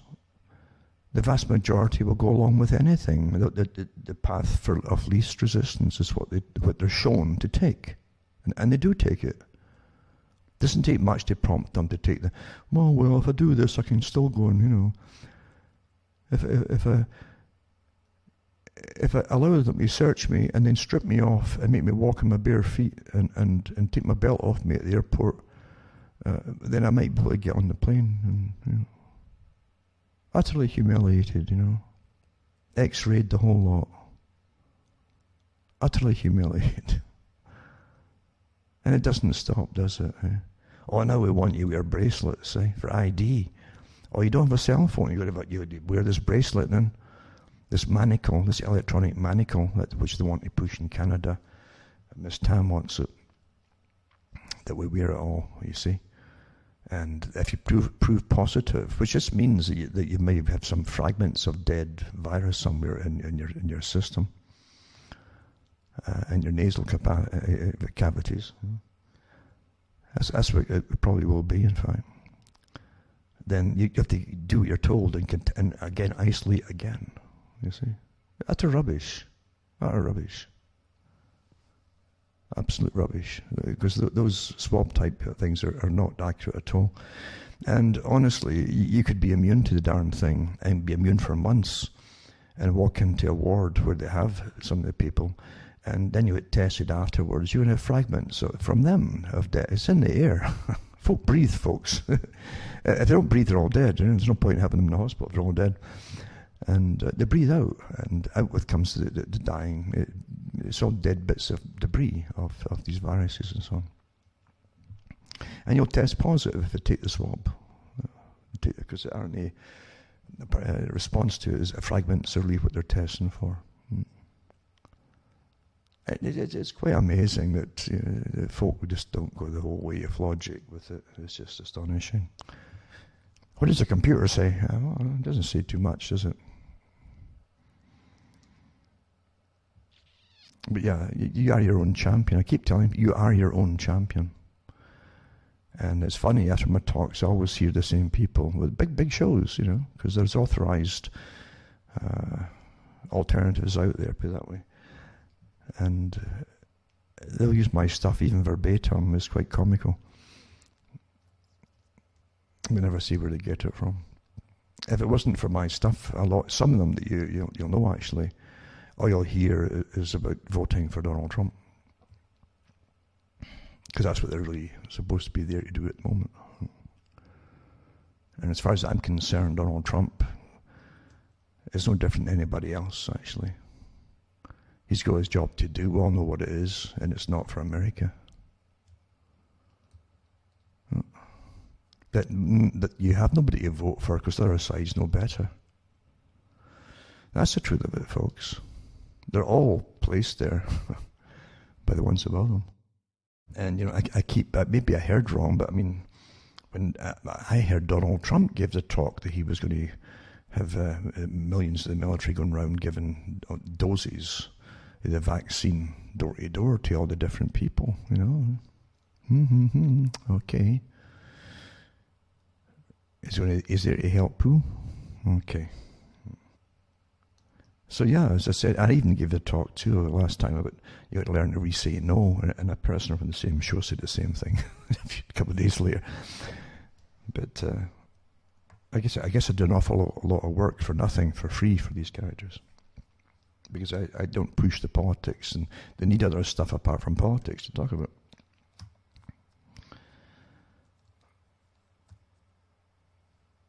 And it is, when it comes really down to it, I've said this before too, it is a spiritual war. I won't go into it and drag it on in great detail, but I've said before, you see, the characters, and I've read their own quotes to y'all as well, from the top, and the eugenics movement and so on, and from the WHO, where they said that religion is a darn nuisance that has to get put away, because in the past, it was always religious exemptions that were demanded for vaccinations or for complying with what they want you to do. And so if they could knock that away, and they've given you an atheist society now, pretty well atheist, for most folk is atheistic. And so all you've got to argue with is the terminology they give you. What's the communists said? They decide what the terminology and what the names of things will be, and then you have to try and debate it on their turf, you see, using their language, so that they win. That's why they give you, that's why they're always rephrasing things today as they go progressively, as they call it, in society with the social programs and social ideologies. And they give you the terminology. And they give you the negative terminology, like phobic, something phobic or whatever, or deniers, or all this kind of stuff, to shame you into shutting up, you see, to end all debates at all. That's exactly what Peter Hitchens talked about too. He said when he was trained as a Marxist, and he was at university, he said he came out not just like a true believer, but ready to kill for Marxism and for the communist system. Well, they call it Marxist Trotsky at that time. But that's what he said. And he said the first thing they taught you was how you stop any opposite reaction by stopping all debate from the other side. Just silence them. Well, that's never changed. But part of it, as I've mentioned before, is they give you the terminology. Well, once you've knocked your God out of the picture, right? Because, see, they can't debate you on God. When you say, well, God gave me these rights. They can't come back with a scientific answer to that, you see. So once it's out of the picture, all you've got is their language to argue with. And they say, we're the real experts. You're nobody. So we win, you see. And in public's eyes, you always got this passive public that sit and watch all. In the public's eyes, like, they'll say, yeah, I guess so. I guess they win. They're the professional. They got, you know. And that's how it's done. You'll be defeated for most of the people before you start. So you got to just start saying no, you know. And all you have to do, don't go into science. Just say, I'm a human being. Just like Network, the movie, where he said in Network, I'm a human being, he says, and I'm not going to take it anymore. And he yells out his window, and has them all yell out the window every night at the same time. Maybe when they're all clapping for the National Health Service in Britain, which has been getting destroyed for years before this happened, by many different means, actually. But when they're having all their clapping and that, and all the cameras turn up for the televisions, and nurses from all around come out, they don't even work in the hospital, and they'll take part in this big love-in there, and you know, and they're not going by social distancing and laughing and they're all getting clapped and stuff. Maybe all the poor convicts, all the general public, you're all convicts now, you see, locked down your homes. And but maybe you should be worshipping all the folk in uniform now. Worship them. I mean, all fascist societies love you to worship the services, as they call it. You know, the police, military, and everything else. And teachers, by the way. If teachers could get their own uniform, they could join the act because they're getting big bucks too. Like Stalin says, you pay your teachers well because they indoctrinate the next generation of citizenry. So you get them all together in the pictures, congratulating each other, and you can applaud them. And that would break the monotony of it, wouldn't it? Of being locked down like a convict. You see? Isn't it wonderful? You get locked down, and then you're supposed to praise the people. They're going to keep you in line, like the police. That's really good psychology. It's a great technique, isn't it? Where the police can join the nurses and everything. I mean, the police themselves have no problem going right up to folk less than 6 feet away in Britain, as an example, right in their face, and push them and moving them or arresting them. You see, they're probably spreading it more than anybody else. Maybe they're doing a good job if it's going to create herd immunity. Maybe they're unwittingly doing a better job of it, you know. It's really something. Every year I used to think about herd immunity when the flu season came around. Because when nothing much was happening, they've got to keep training the public to respect police. You know, that's what ride programs are for. It's nothing to do with catching the drunks. The drunks generally know not to go on the road when they're drunk, or they know where the side roads are or whatever, you see. But they're really a form of exercising control on the public, to keep you in the public. It's public awareness that the cops are still there to remind you, because everybody's guilty of something. Everybody feels, as soon as you see cops, unless you become a cop, you see. I think that's why a lot of people become cops, because then they don't feel guilty anymore. But whenever you see cops, you always think, oh my God, what have I done, you know. And you're trained that way. You really are trained that way, aren't you? It's just quite something to how you've been trained from birth to be a cowering little animal. But that's how it is. Very naive people are trained that way. But I used to think during the flu season, because they'd ask you to roll the window down there was one, they'd stick their face inside the car to sniff your breath. It's rather insulting, and it's a challenge. It's an aggressive act. It's like dogs. Try that with a dog, and you get your nose bitten off very quickly. But it's meant to be aggressive, because you're still you're like human animals. Your space is important to you, and so they stick it in your face and then sniff at you, right, to see if you've been drinking. And I always thought, that's probably how they're creating herd immunity every flu season, mainly through these right programs. When you think about it, And of course, if you did that, even with COVID, if they're doing it with COVID or the flu, and then they'd still say, when they put tracers on you, you've tested positive for this thing. How many folk have you seen in the last week or whatever? And the last person you're going to think of is a cop sticking his face through the window, like he's impervious or something. But that's probably where you would get it from if that would happen. So really, you have to examine your life and what you live through, and you have to stand back from it all and see it through a different eyes. As I say, like an alien creature coming to the earth and looking at it all. And that's when you start to realize what's really going on, as opposed to how you're trained to believe it's going on. It's really true. Let's just say Jacques Ellul, was a great writer and a great philosopher in a way. He would break so much down into plain speak, basically,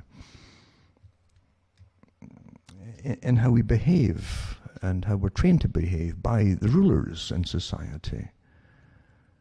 I'll put up another video, by the way, where a politician in Italy gets to the point on this.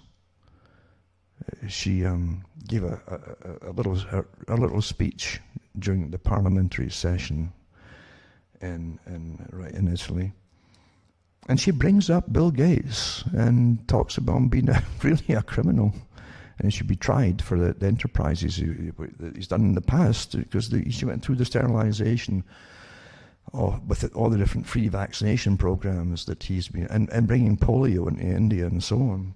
And that's true. That hasn't been denied. It was the World Health Organization had to admit it. I remember reading that at the time on radio too, and where they found out that he was getting a live polio vaccine. It was given actually orally or inhalation, one of the two, and it was live. And what happened was that a massive outbreak of polio, and it mutated. They claim. I often wonder if it was actually in the stuff they were given, it was already mutated, maybe. Because this is another thing. You can't go on like this when you got folk like that who are eugenicists, who don't like to. He wants to bring the population down, like his daddy. Yeah. These are causes. These folk. This is not to help you. The true believers in reducing the population, big time, like by big amounts. And no one who gave him permission to do what he's doing across the world. You understand that there's a bigger governmental system on the go than what you hear about, obviously. And it's by guys like Gates and the rest of them are all part of it. But the vaccine for the polio, they end up saying it mutated and caused a new strain of polio that was sweeping through parts of India. That was admitted to by the WHO.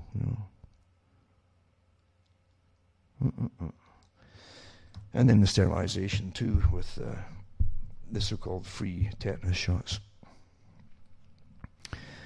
Lots of stories about it. It can be verified, as I say, and these people are really monsters. That's how I see them. It's only because they still look partly human, like Bill Gates, that makes folk think that, he could never do anything really awful. Doesn't look like a very strong man, does he? And flaps his arms around an awful lot, But then those eyes are dead. They're steely cold, you know, behind them. There's nothing there. You know, this is a guy who really is dedicated to these causes of breaking down populations and so on. You can see it in him, yeah. And in his talks too, he's been quite open about it. But that politician in Italy, it goes through it, the whole list of the agenda, and quite condensed form, and says it out loud. Now this politician in Italy gave her talk, 7 minutes I think it was, and it's on YouTube, and it's on BitChute I think too. And she went right to the throat, you know, right for the throat, and she demanded the rest of Bill Gates in her talk in the Parliament. Sarah Kunail, her name is Sarah Kunail, Member of Parliament for Rome, and denounced Gates as a vaccine criminal and urged the Italian president to hand him over to the International Criminal Court for crimes against humanity. She also exposed Bill Gates' agenda in India and Africa. That was asked him about what they did with the sterilization, and also the disease, the polio disease that was let loose through his particular brand of vaccination. This is in Africa, along with the plans to chip the human race through the digital identification program ID 2020. I mean, this guy's got his hands, he finances a good chunk of the money to the WHO. So everybody's in his pocket there, right? The official ones who are pushing the agenda are in his pocket. He's also come out with reimagining education. So his company, if he can keep all the children at home from now on, rather than going to school, then his company, with this new education system online, will be the total indoctrination service for a unified indoctrination, a standardized indoctrination for the whole planet. You understand? You can't meet this. This is the greatest Bond villain you can imagine. He really is of our day. He's not the only one, but he's really got a finger in every pie with this global agenda. And so this politician comes out with it, and then goes. And by the way, every minister of health who's on board with this whole ID 2020 as well is all part of the same thing. They're all sworn allegiance to it. There's no doubt about it. Early in 2015, it was the Italians who exposed secret Chinese biological experiments with coronavirus back in 2015, eh? And they show you some of the links they had there at the time. And it says an extraordinary 7-minute speech was met with wide applause. Sarah Kunail, the Member of Parliament for Rome, said that Italy had been subjected to a holy inquisition of false science. And she roundly criticised unnecessary lockdown imposed on Italians in the service of a globalist agenda. She also mentioned the deep state. It wasn't just in America. And I'll put up you can actually see it if you, like I say, on video if you want. But there's also translations elsewhere too of her talk. But she goes through Hobbes. She says Hobbes said that absolute power does not come from an imposition from above, but by the choice of individuals who feel more protected, renouncing to their own freedom and granting it to a third party, right? With this, you're going on anesthetizing the minds with corrupted mass media with a brand of disinfectant, she calls it, Amulets, promoted by mass media. And NLP, that's neuro-linguistic programming, with words like regime, to allow and to permit, to the point of allowing you to regulate our emotional ties and feelings and certify our effects. So in this way, phase 2 is nothing else than the persecution or continuation of phase 1. You must change the name, as you did with the European Stability Mechanism. It says we have understood people, for sure, don't die for the virus alone, or from the virus alone. So people will be allowed to die and suffer thanks to you and your laws for misery and poverty. And as in the best regimes, the blame will be dropped only on citizens. You take away our freedoms, and that we loot for it, divided it, impera, divide and rule. It's our children who will lose more, who are raped souls with the help of the so-called guarantor of their rights and of CISMAI, which is CSMAI, Italian Coordination of Service Against Child Abuse. In this way, the right to school will be granted only with a bracelet to get them used to probation, to get them used to slavery, involuntary treatment, and to virtual lager. This is all this in exchange for a push scooter. I guess give them free push scooters and a tablet to the little children. Get them trained as criminals, really. All to satisfy the appetites of financial capitalism, whose driving forces the conflict of interests, conflict well represented by the WHO, whose main financier is the well-known philanthropist and saviour of the world, Bill Gates. So you wish some of the politicians here would give these talks out on the air. Mind you, they wouldn't get them out. They would have a sudden interruption of services on the TV. And she goes on and says that based on intercepted human intelligence report, a controversy has erupted in Nigeria whereby Bill Gates is accused of offering Nigerian House of Representatives a 10 million bribe for the speedy passage of a forced vaccination program. We all know it now. Bill Gates, already in 2018, predicted a pandemic simulated in October 2019 at the Event 201, together with Davos, Switzerland. For decades, Gates has been working on depopulation policy and dictatorial control plans in global politics, aiming to obtain the primacy on agriculture, technology, and it's true enough. And he's trying to deal with the meat supply. He's quite open about it. He's even got patents on certain artificial meat products. And of course, he's right into the different agribusinesses as well. No kidding, this guy's way above Blofeld and the Bond one, way above that. And also it says, she quotes Bill Gates, who from his speech, and I put up the link before too to a YouTube where he says, if we do a good job on vaccines, health and reproduction, we can reduce the world population by 10 to 15%. Only a genocide can save the world. Really? And she says, with his vaccines, Gates managed to sterilize millions of women in Africa. Gates caused a polio epidemic that paralyzed 500,000 children in India. And the link is here to it as well, by the way.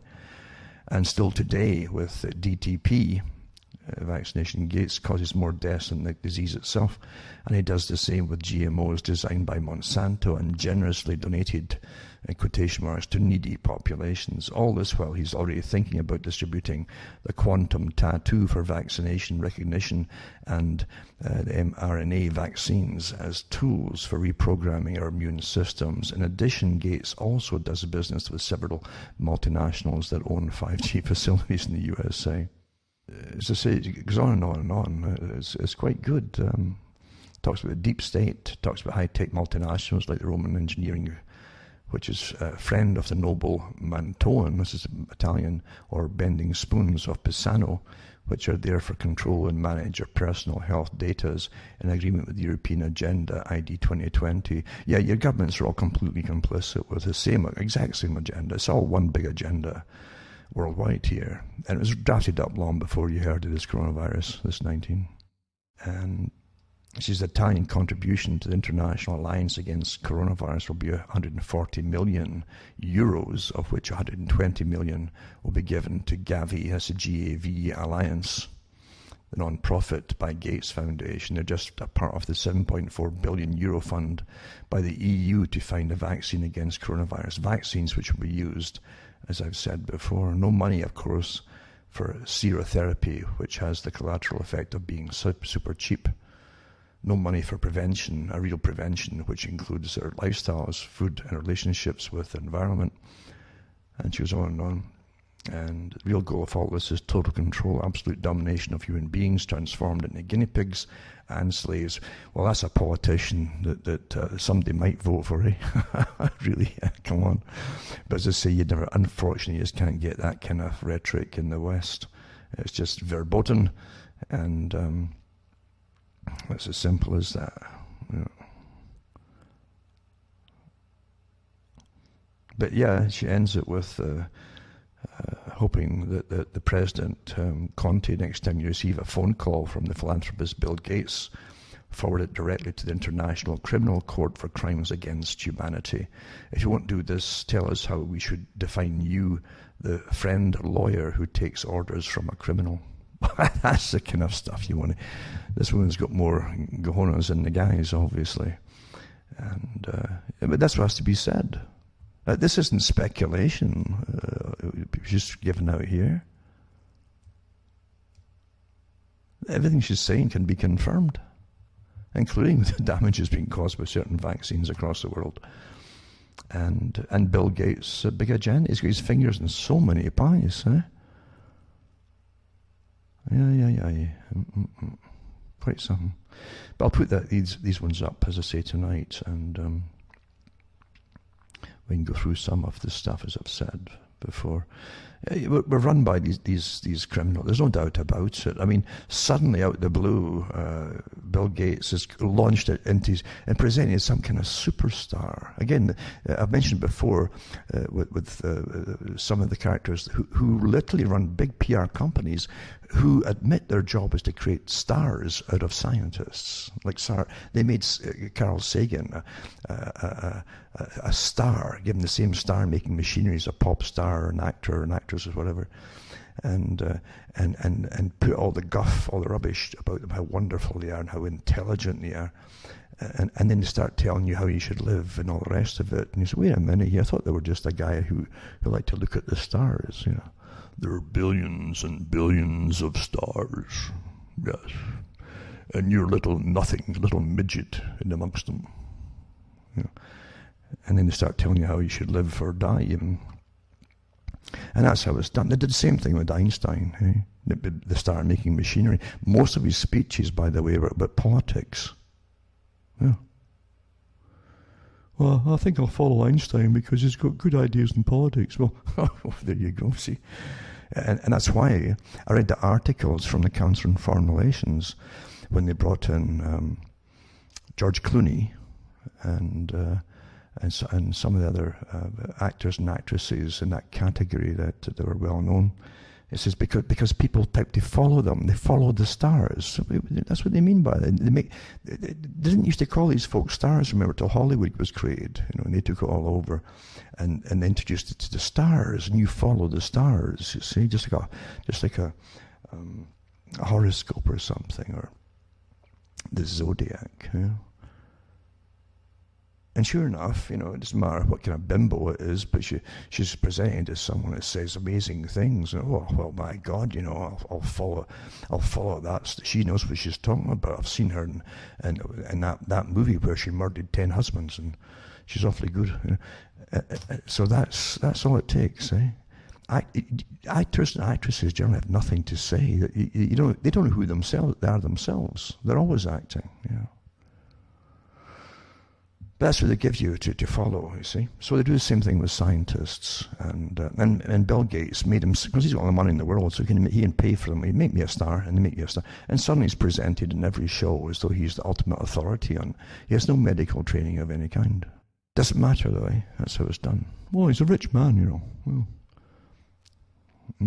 Who made him rich? What made him rich?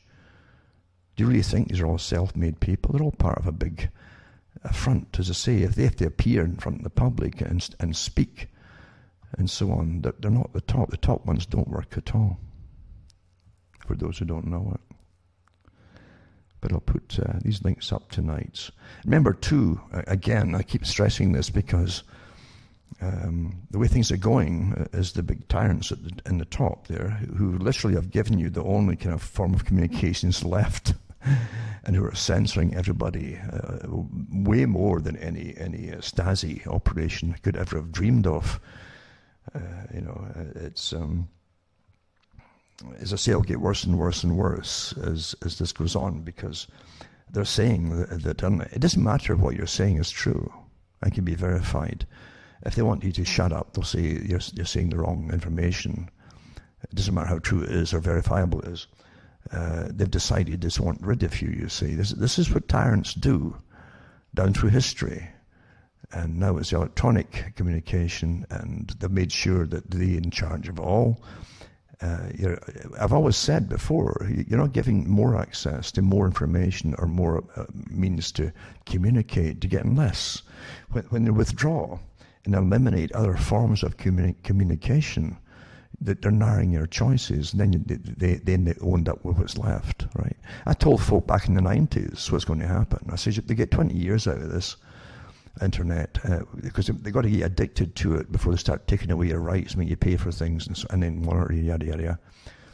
And I said, but then you've got nothing left. I says, don't get rid of your little printing presses and machines, and you might need them again.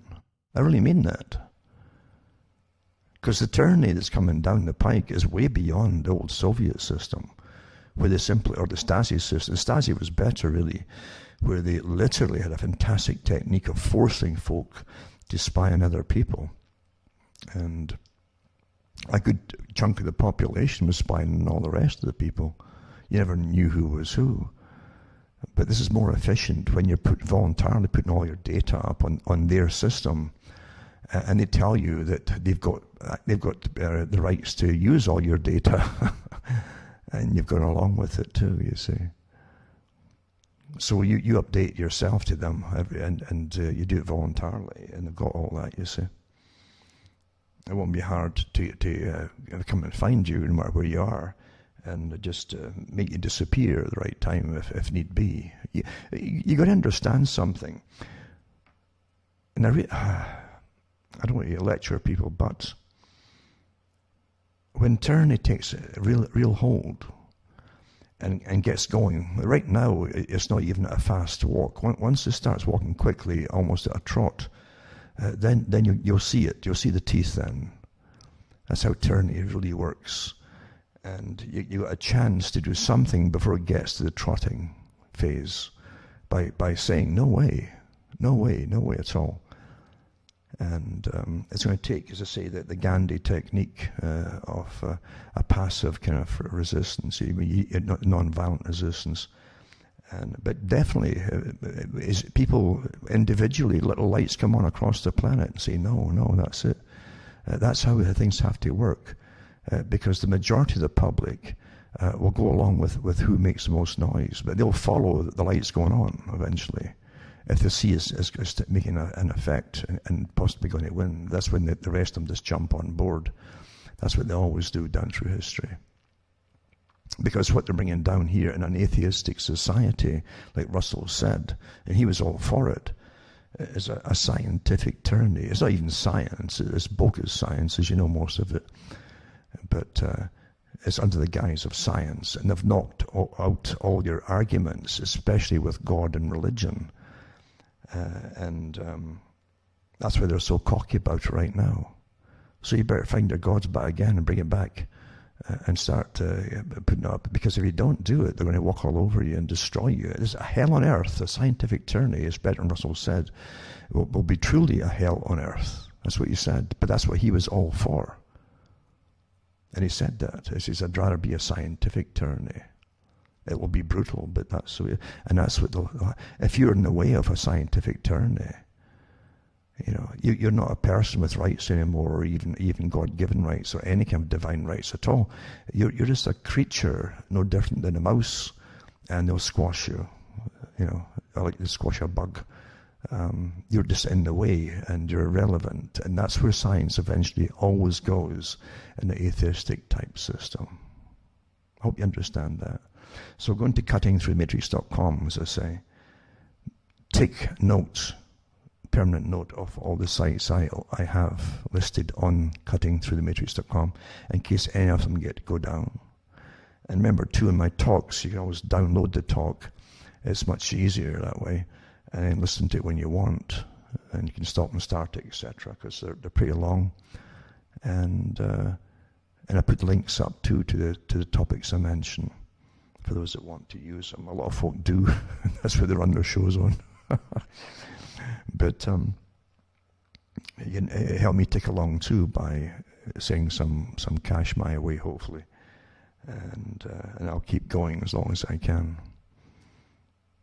And you can see how to do it at cuttingthroughthematrix.com. And hopefully very shortly, we get a temporary reprieve to get some stuff maybe printed up shortly, and we'll see how it goes, and get some books out too that way. With your support, as I say, I'll keep ticking along. But I've seen this. What I talk about, I've seen personally, and I've had them come at me too personally. And I almost died in a hospital when literally the only thing that was keeping me alive was pulled off me. And the specialist came. I didn't know who he was at the time, yelling that he was a. He said, "I'm a very important man." I was coming out of a kind of the first dose I'd had since I'd been in there. Had no idea what he was yelling at me, And he said, "I can't be sued." He says, "I'm a corporation." No one was saying anything about getting sued or anything. I knew this guy. I says, "Why was he so?" He'd been sent in to give me the death sentence, and I was discharged because of him. With the medication I need to that would help me and literally cure me of the problem. I'm not kidding you. That really happened here, and that's how the world really works, folks. So he'd been the guy who appointed to do it, and he was in a bit of a panic in case because I couldn't figure out, why is he saying this? Why is he saying he's a corporation and he can't be sued? Nobody was threatening him with anything. It took me a while to dawn on what that's exactly what it was. Yeah. So in the real world, believe you me, they're already working fast and furious, and even the hospitals here anyway say to you, if you go in a second time. By the way, this is bioethics. This is taught in universities now, and bioethics is another thing that should be tossed out and literally burned amongst all the other rubbish that's out there and degrees. Well, there's an awful lot of trashy degrees out there, but they're dangerous degrees because it's training people who then train more people in different areas of health and on how to look at people not as really valuable creatures, but as less valuable and even unworthy according to their age and their medical status, etc., etc. That's what it's about, folks. And that's why you got euthanasia being put on, really forced upon people now in Canada, different places. LifeSite News has had quite a lot of articles in the past years about that, so have other sites as well. So it's quite fascinating to actually see it all happening. But because you don't see any propaganda about marching guys in dark uniforms and jackboots, it doesn't hit home to people. You've been trained that that's what evil is, you see.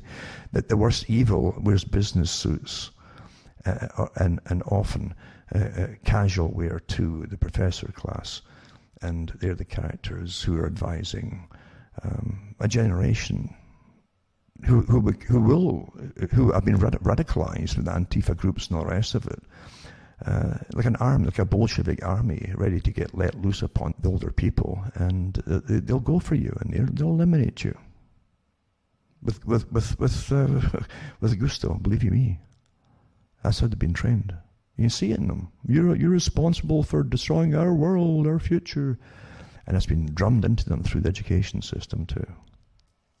So say cuttingthroughthematrix.com and help me tick along, and you can donate as well. And you can see how to do it there. You can even send checks. Now, here's some articles here. One article here. It talks about the availability of genetic data to do with coronavirus. Has got biologists thinking that possibly the virus may have escaped from the lab in Wuhan. This is what they said, initially, which was known to be studying coronaviruses like diseases in bats. The UK ministers are reportedly no longer discounting the possibility that the virus escaped from the lab. Link is on the article too. And that's from the sun.co.uk, the Sun newspaper, or news outfit. So they get into remember that eventually when the Chinese says, oh, it could have been the Americans that did it, and then you thought, well, it's because of that sporting thing they had with the US over in Wuhan a few months before that all broke out. But I think what the Chinese were also hinting at is that they were given the basic building block of this particular virus from the US, from Fauci, of course, and that has been admitted to, or at least the data has come out about it to confirm it. And SARS-CoV-2 is well adapted for humans. And what does this mean for re-emergence? Is it getting ready for the spike? Oh, it'll come back in the fall, But it's well adapted for humans. And they go on about the side-by-side comparison of evolutionary dynamics between the 2019 to 2020 SARS-CoV-2 and the 2003 SARS-CoV. And we're surprised to find that SARS-CoV-2 resembled SARS-CoV in the late phase of the 2003 epidemic, after the SARS-CoV had developed several advantageous adaptations for human transmission. Our observations suggest that by the time that SARS-CoV-2 was first detected in late 2019, it was already pre-adapted to human transmission to an extent similar to late epidemic SARS-CoV. However, no precursors or branches of evolution stemming from a less human-adapted SARS-CoV-2-like virus have been detected. What they're telling you is that it seemed to be made. It would have had to. Some of the top virologists have said it would take about 800 years of any kind of, with a lot of luck, put it that way too, 800 years or so to evolve in so many different stages to be so adaptable for attacking humans in the way it's doing and being awfully successful in what it's doing to humans. It would take 800 years from the last SARS type virus to the present CoV-2, So that's what they're really getting at here. It was awfully well, just all ready to go, you might say. Well, that's why other scientists, the white magicians, from the laboratories are saying that it had been manipulated to be so potent. Again, that you're back into the gain of function. That's what they do in these laboratories. Don't forget too that Fauci worked. He was one of the overseers for Fort Detrick. Eh? Did you know that? And also over the Cancer Society, because cancer are often caused by viruses. Eh? It's small little world when you get into it, really, and you get a finger in lots and lots of pies. But I found that when I was digging through some of the old articles from Dietrich, and so he's a very important guy in that field. Which, as I say, at the very least, you'd have to have CIA clearance for many things, and maybe even higher than that. This article goes into it in a little bit, not really in much depth, but it gives you an idea of what they're thinking about. The PDFs there too, if you want to study it and look up on what they've found out. And it is interesting. We'd actually admit to certain things in scientific articles without saying it's definitely, that they're pointing to the fact that the darn thing had somehow been helped to skip a whole bunch of evolution to do what it's doing. And that's, regardless of what Fauci eventually came out and said, oh, well, it probably just did it by itself. Which he had to do when his name started to come in for being responsible for giving it to China. And they got Trump's warp speed vaccine czar oversaw an infamously botched vaccination. Wonder why 1/3 of Americans want to dodge this one. And it says that nearly 1/3 of Americans might refuse a vaccine for the novel coronavirus, according to a poll conducted earlier this month by Civic Science. The percentage has likely gone up since then, as the 2,900 respondents to that survey gave their answers before Trump announced on Friday that the 12 to 18-month timeline for vaccine development, already unheard of in the pharmaceutical industry, would be stepped up with an eye towards rolling out a shot by the end of the year. It's not just a shockingly abbreviated timetable that has Americans worried about their safety regarding the proposed vaccine. The head of the initiative already has one botched jab under his belt, as he's invested literally in several of the vaccine candidates under development. They're all completely, these people are so contaminated with corruption and they've got fingers in all kinds of pies. That you can't say that they're independent, working for any kind of health for the public. They're too compromised in so many different areas. So GlaxoSmithKline vaccine chairman Monsif Slough was appointed by Trump Thursday to run the task force his administration is calling Operation Warp Speed.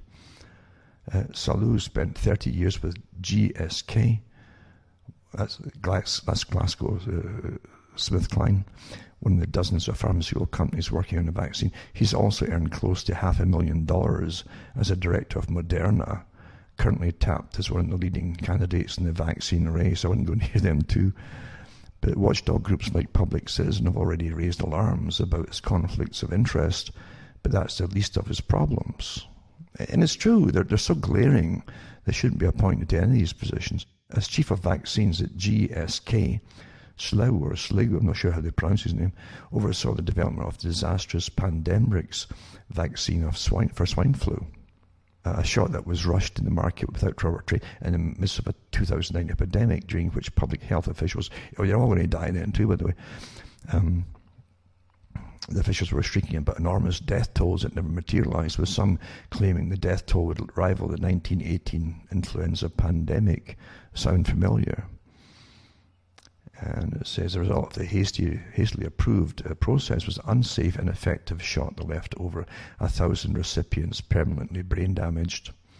Oops, some 80% of them children. 40% of National Health Service staffers were vaccinated under false pretenses, told the shot was safe and effective.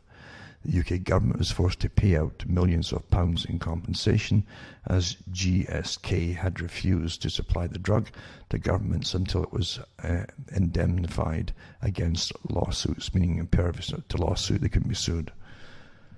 Pandemrix was never approved for use in the US, and it's possible Trump is unaware that his vaccine czar was involved in the sordid debacle. Why can you keep making an excuse for Trump? I mean, yeah, the rubbish I've heard for Trump, honestly, is beyond any kind of comprehension.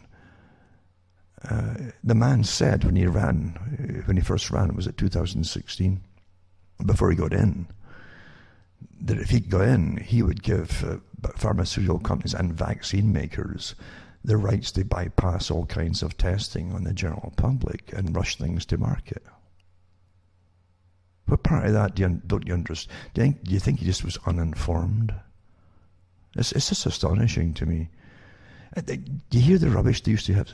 Oh, somebody took away his cell phone because he was tweeting. Do you really believe this tripe? Huh? You've never heard any guff like this in your life.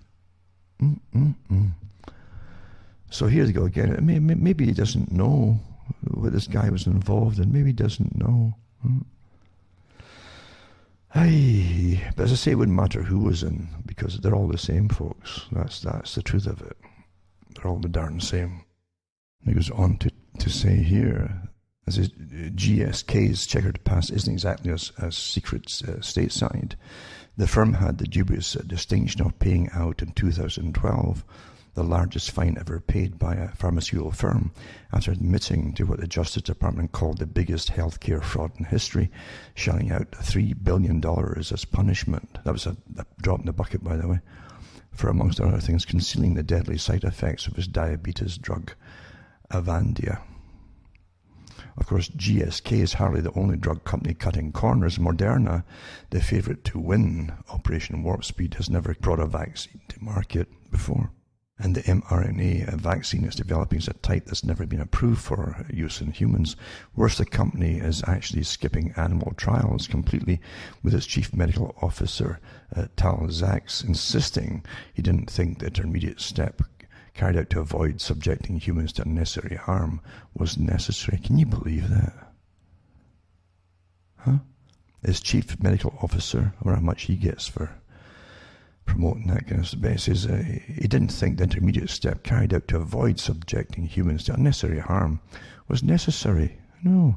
It's a brand new type, an RNA type vaccine that'll change your cells in your body forever. It's not the old kind of stuff where you cut bits and pieces of things together and then you grew them on, or either in eggs. And that was a traditional way. It was to inject them into eggs. And later on, they started to grow them on dog kidneys. There's one as well. And you were getting massive problems with that one too. That was one the Department of Defense talked about before, because they tried that with flu shots, some flu shots before, you see. And they found out, and I've read the articles by the makers of that particular type, say, well, it's different, it's much better, and they can make it much faster than the old egg way, and so on. They always give you glowing reports before they've even used it. They always do that to get their shares up. Oh my God, the money is pours in like you wouldn't believe. But the Department of Defense had to eventually start warning them to stop giving out the flu shots in 2017 to 18. And I put up the links to this before from the Department of Defense, so I'll try and get it again tonight. Because you had a massive cytokine reaction to it. And then you have a second wave going to your lungs too, of phagocytes. They eat up all the debris, like a battlefield in a sense. But they can also flood into the lungs and also choke you to death, basically. And cause hemorrhaging in the process too, is just eating up the dead cells, living in dead cells, that's what happens. And it'll continue until you get resolution, that's what happens. It's like a battlefield where viruses have been battling, and then bacteria set in secondary infections, you see, in the lungs, on top of the viral infection.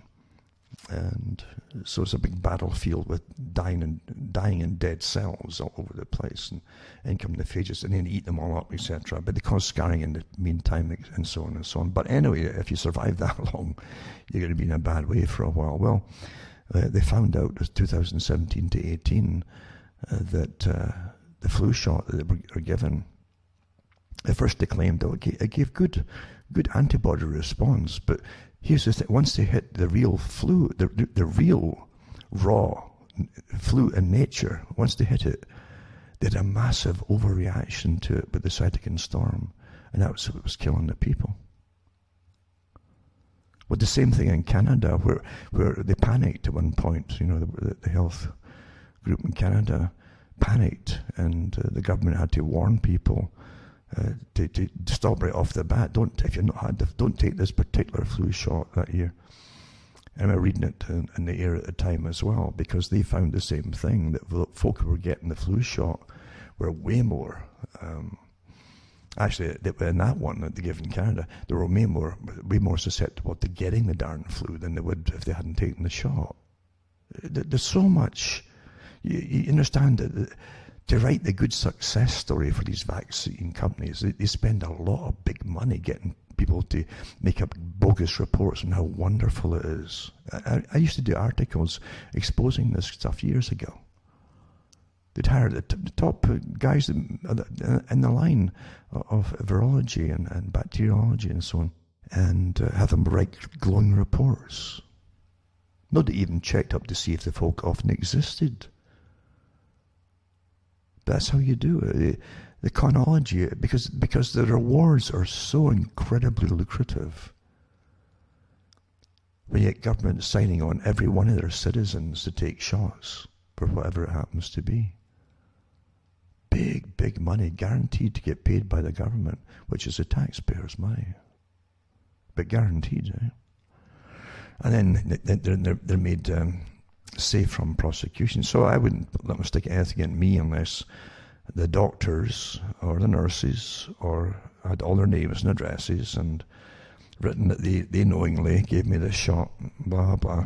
And people from the government too. It's been, I think it gets mandated by Trudeau or whoever, then that their name's on it too, so that they're willing to handle the lawsuits and deal with the lawsuits if they're found to be negligent and putting people in danger of their lives, basically.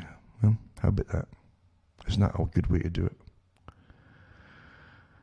As I say, the top virologists are already out saying this thing's blowing over. Blowing over, meaning, you know, if the more lockdown you take away quickly, you get a faster herd immunity to it. But they've done everything to stop the herd immunity, really, to slow it so that they'll get a spike, so they can lock you down over the whole winter into next year. That's what they wanted initially. Remember that? And your system will never be anywhere near the same again. If they get that, you'll get used to it. You know, folk adapt to There's an article too, it was also put out by Mercola, and he talks about Robert F. Kennedy Jr. again, and how he's been doing some courageous work. He says he co-founded Waterkeeper Alliance, the world's largest clean water advocacy group, and provides legal counsel for the National Resources Defense Council, which help protect organic producers for food and so on. He's also fought legal battles on behalf of the Informed Consent Action Network, founded by Del Bigtree, and chairs the board of directors of the Children's Health Defense. But he says he wrote a brilliant foreword to Judy Mikovits' book, Plague of Corruption. But he also says, while Kennedy was referring to Mikovits' moral courage, the same can be said for Kennedy himself, whose career as an environmental attorney and activist is built on defending those who cannot defend themselves. It includes children who are being harmed by vaccines that have yet to be tested for safety, especially when given in combination with other vaccines. And it says, what happened to Trump's, in this article it says, the Safety Vaccine Commission, that Trump was going to get a vaccine safety commission, but you'd see anything you get in, you know. But when President Trump was elected, he contacted Kennedy, right, and asked him to run his vaccine safety commission. Now listen to this. Unfortunately, the safety commission never got off the ground. Most of the stuff that Trump talked about never got off the ground. And he says, I agreed to do it, but immediately after that, Pfizer, the drug company, wrote a $1 million check to his inauguration committee. He then appointed a Pfizer lobbyist called Alex Azar, he's big out there than I use his name everywhere, to run the HHS. And he handpicked a Pfizer insider called Scott Gottlieb, he's all over this thing, a small gang, you see, to run the US Food and Drug Administration. As soon as they got in there, they shut down the Vaccine Safety Commission and any other questioning of vaccines, Kennedy says. That's how things work, folks. You talk about gangsterism, organized gangsterism. And it's the same in every country. It's the same gang, really, different departments of the same gang across the world right now. And they share the loot big time, you know. That's how they do it. Quite good, eh? And really, they're bold. They don't give a darn if they get seen or not. They're so cocksure themselves. But there you go. Kennedy was asked to run the Vaccine Safety Commission for the president. And but immediately after that, Pfizer, the big drug company in vaccine, wrote a $1 million check to his inauguration committee. That would be Trump's, I guess. He then appointed Pfizer lobbyist Alex Azar to run the HHS, and he handpicked a Pfizer insider called Scott Gottlieb to run the US Food and Drug Administration. As soon as they got in there, they shut down the Vaccine Safety Commission and any other questioning of vaccines, Kennedy says. He says, I think a lot of people were telling him you shouldn't be doing this, and Bill Gates was one of them. But I think once he took the money from Pfizer and put it in their guise, the commission was dead in the water. So yeah, Trump knew what was happening. And then they went to the evolution, of viruses. As explained by Kennedy, the way they accelerate evolution, this is what the gain of function is by taking the coronavirus from this is what they take it from the bats, right? They take the coronavirus from the anus of the bat, and they replicate it in animal tissue such as pangolin kidney tissue. Next, the grown viruses are placed on a feral monkey to kidney cells, followed by mouse brain tissue. That's, by the way, why one of the reasons they have this massive cytokine storm. You see, these animals also have a whole host of other viruses in them. Humans do too. You carry them all the time, different kinds. But what they're saying, even with the Department of Defense, is because they're using they're growing it on different animals that have these coronaviruses, all kinds of harmless ones too, but all what they call debris in the actual vaccine from all these other viruses. And for some reason, when you get hit with a real coronavirus, from outside the vaccination, from the air, from nature, or if we want to call it nature. I'm very skeptical that many of them are just natural these days. But you get this massive cytokine storm that can kill you. And they're putting it down to the other coronavirus types that are because of the different tissues they're growing the viruses on from animals. That's one of the main things they're looking at right now. So they grow on the viruses. And I think I mentioned last week that there was even an article where one company was trying to grow them in human eye tissue, actually embryos, the aborted fetuses. These are the black magicians, though. The white magicians don't do that. They want to do it all for the good of humankind. You understand?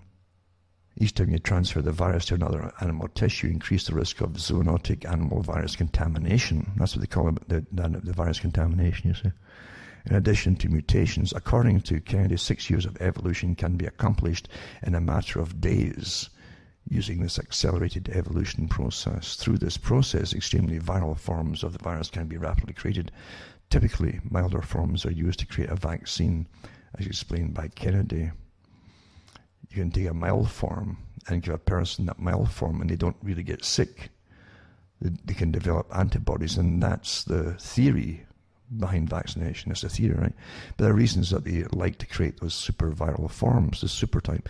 One is most of the labs where they do it, like Fort Detrick in the US and Wuhan lab in China, are not only vaccine labs, but they're also military labs. They're biowarfare labs. That's what they're using mainly. So they want to mess around and look at these viruses that they may be able to weaponize. Not only that, the people who are creating vaccines like to create super viral forms. They give them to mice who have been genetically engineered to have a human immune system. Essentially, then they try to cure them. They actually, it's an article last week where they've created another type of super mouse that's even more human genes in it than ever before. Tell you. And it says, then they track you. These experiments were going on in the US until 2014. They were Dr. Anthony Fauci's projects. President Obama ordered it to stop because they had a lot of lab escape problems. A lot of these creatures escape too, mind you, but they also have the viruses escaping too. In 2014, from 3 different laboratories. So that they got clamped down at the time for it. Instead of stopping as he was ordered, Fauci moved those operations to the Wuhan lab in China. Is this something I'm saying? This stinks to high heaven with this Fauci and the Bill Gates and the whole thing. It really does. Come on here. Instead of stopping as he was ordered, Fauci moved operations to the Wuhan lab in China and continued to do those experiments right up until the time that the coronavirus pandemic occurred. In fact, infectious disease expert Ian Lipkin was doing those experiments over there when COVID-19 exploded. And I'll tell you exactly what happened because it's very suspicious. He continues telling the story of how it may have been generated by releasing the virus to ensure that dangerous coronavirus research would continue and receive fresh funding. Because here's what happened. President Trump came and Obama had an office in the White House for pandemic defense and for pandemic security. They were involved in funding coronavirus research projects in Wuhan through Fauci, and President Trump ended all funding for that office September 20th, 2019. It's interesting, the dates in it, eh? And when did they have that event? 2001. So that was the last paycheck any of those scientists got. In September the 30th, 2019, a whole lot of scientists were laid off in Wuhan. October is when the first case of COVID-19 was reported. It's suspicious because it looks like there is a possibility, and this is what Kennedy was speculating. I'm speculating, he says. I want to make that clear, but it's a possibility that somebody who lost their job in that lab could have released the virus. It might have been somebody who wasn't even in the lab, folks, who just ordered it released. You know that yourselves. Because a whole agenda is to come out of it. Your whole way of living is completely altered, folks, and they want this to be permanent. And having you bend over backwards to start with, lockdowns and social distancing and all this kind of, it's just the start of it. if you let them get away with it. It's a pre-written script here. And they need this thing to happen to bring it into being. And it says most journalists, let's see here, let's see. It's an even broader agenda appears to be the introduction of a far more authoritarian regime, along with the transfer of wealth from average people to the richest through a planned economic collapse. And of course that's happening now with trillions of dollars being dished out. And you're supposed to be in perpetual debt forever, massive debt, worse than before. And you're going into the austerity program that the United Nations had everybody sign on to years ago. I did all the talks at the time. I said, what do you think austerity means? It means poverty. You're going to be living in poverty, mandated poverty. And then, of course, this article ends with a whole, I'm only partway through it, but the coronavirus vaccine may be a disaster waiting to happen, it says. And I'll put the links up anyway for those who want to read it for themselves. And it's good to read, you know. Most folk now are looking for visual little clip bits and bytes from YouTube or somewhere. But it's good to read stuff. It sticks in your head longer and better, actually. I always find it. And again, influenza vaccination, respiratory virus interference among Department of Defense personnel during the 2017 to 18 influenza season. And that was by Greg G. Wolf. Armed Forces Health Surveillance Branch is an official branch of the Air Force, and so on. Wright-Patterson Air Force Base. And it says receiving influenza vaccination may increase the risk of other respiratory viruses. Well, they're growing them on animals' tissue now that have different coronaviruses. Yeah. And that's what it's called. It ends up with virus interference. This test negative study designs are often utilized to calculate influenza vaccine effectiveness. And the virus interference phenomenon goes against the basic assumption of the test negative vaccine effectiveness study that vaccination does not change the risk of infection with other respiratory illnesses, thus potentially biasing vaccine effectiveness results in the positive direction. The study aimed to investigate virus interference by comparing respiratory virus status among Department of Defense personnel based on their influenza vaccination status. And it says we compared vaccination status 2,880 people with non-influenza respiratory viruses to 3,240 people with pan-negative results. Comparing vaccinated to non-vaccinated patients, the adjusted odds ratio for non-flu virus was 0.997, 95% confidence interval, and so on. Additionally, the vaccination status of 3,349 cases of influenza were compared to 3 different control groups. And the conclusions eventually, it says, receipt of influenza vaccination was not associated with virus interference among our population. Examining virus interference by specific respiratory viruses showed mixed results. Vaccine-derived virus interference was significantly associated with coronavirus and human metapneumovirus. However, significant protection with vaccination was associated not only with most influenza viruses, but also parainfluenza, RSV, and non-influenza virus co-infections. What they're telling you here is when they've initially tested it after they're giving it to you, you'll get some antibodies. The problem with the conflict is, though, when you hit the actual virus it's supposed to protect you against in its raw state and nature, you have this massive cytokinic storm. You've been programmed to have it through the contamination of the other viruses in the vaccines from the animals that are growing the specific virus on. It takes other viruses with it. They can't clean it out, you see. That's what happened even with the polio vaccine, remember. We had hundreds of animal, they call them simian, the monkey viruses. And they were in every single shot. They couldn't take them out. That's what they claim. And including the simian 40, which was the cancer-causing virus. Well, that's what they're still getting yet. You're still getting all kinds of viruses from the animal tissue they're growing this particular virus on. This flu shot is not like the others, it says. Now, this article goes back to 2014, right? This is all connected. It doesn't matter the names you give. They're all different types of vaccines, but they're often connected together by the same companies, in fact, many of them. 2014, this year, Novartis, right, shipped its first full batch of Flucelvax. It's called Flucelvax, a new vaccine that was only approved by the FDA in 2012. The company made a limited amount of this shot last year, but there are more doses to go around this flu season. And for the first time, the doses were made at the company's newly approved US plant in Holly Springs, North Carolina. Remember where the coronavirus that Fauci sent over to came from North Carolina too.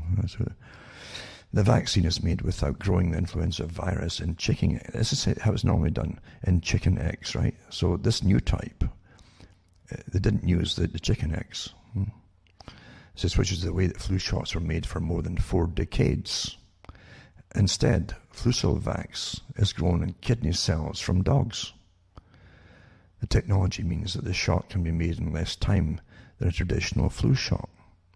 Enough virus can be churned out in about 65 hours to 75 hours, compared to the 6 months or so it takes to grow in chicken eggs. This all means that people who are allergic to eggs, well, they don't care if you're allergic to eggs or not, folks, or to look at they're going to pump into you anyway. They don't care about the side effects of pumping in stuff from dog, the varieties from dogs, kidneys and so on. Right? So that's an excuse they give you is, they don't want folk to be allergic to eggs and so on. They now have a different option for getting immunised against it. The only thing is, though, if you don't go with the egg type, you're left with the dog type. I can guarantee that when you walk in the park, you have a strange urge to go up, and you just need to go to every lamppost that you see, including the waste paper bin. You just can't help yourself, right? Now it says, in studies that the FDA reviewed before approving the vaccine, the shot was 84% effective. They always tell you the same thing. That's 84% effective in preventing flu amongst adults, right? That the FDA does. They're pals in the FDA. These people are all they're like musical chairs moving from companies and the FDA and back again. I've done talks on that 2 years ago. So in preventing flu amongst adults who were vaccinated compared to those who received a placebo, people getting Flucelvax produced around the same amount of antibodies to an influenza virus as those who were immunized with a chicken egg-based flu vaccine. It says using animal cells instead of chicken eggs, Novartis allows them to have more control over the purity of the final vaccine.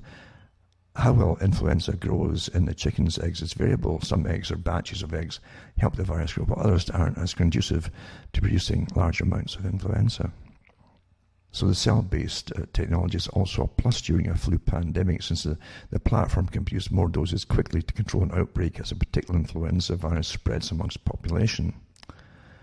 And it says the company has produced doses of pandemic flu viruses against the H5N1 using the cell technology, and is keeping them in deep freeze as part of the US government stockpile in the event of a pandemic. So it says the FDA has approved 7 different kinds of flu shots in addition to Flucelvax and the standard vaccine made from chicken eggs that protects against 3 strains of influenza.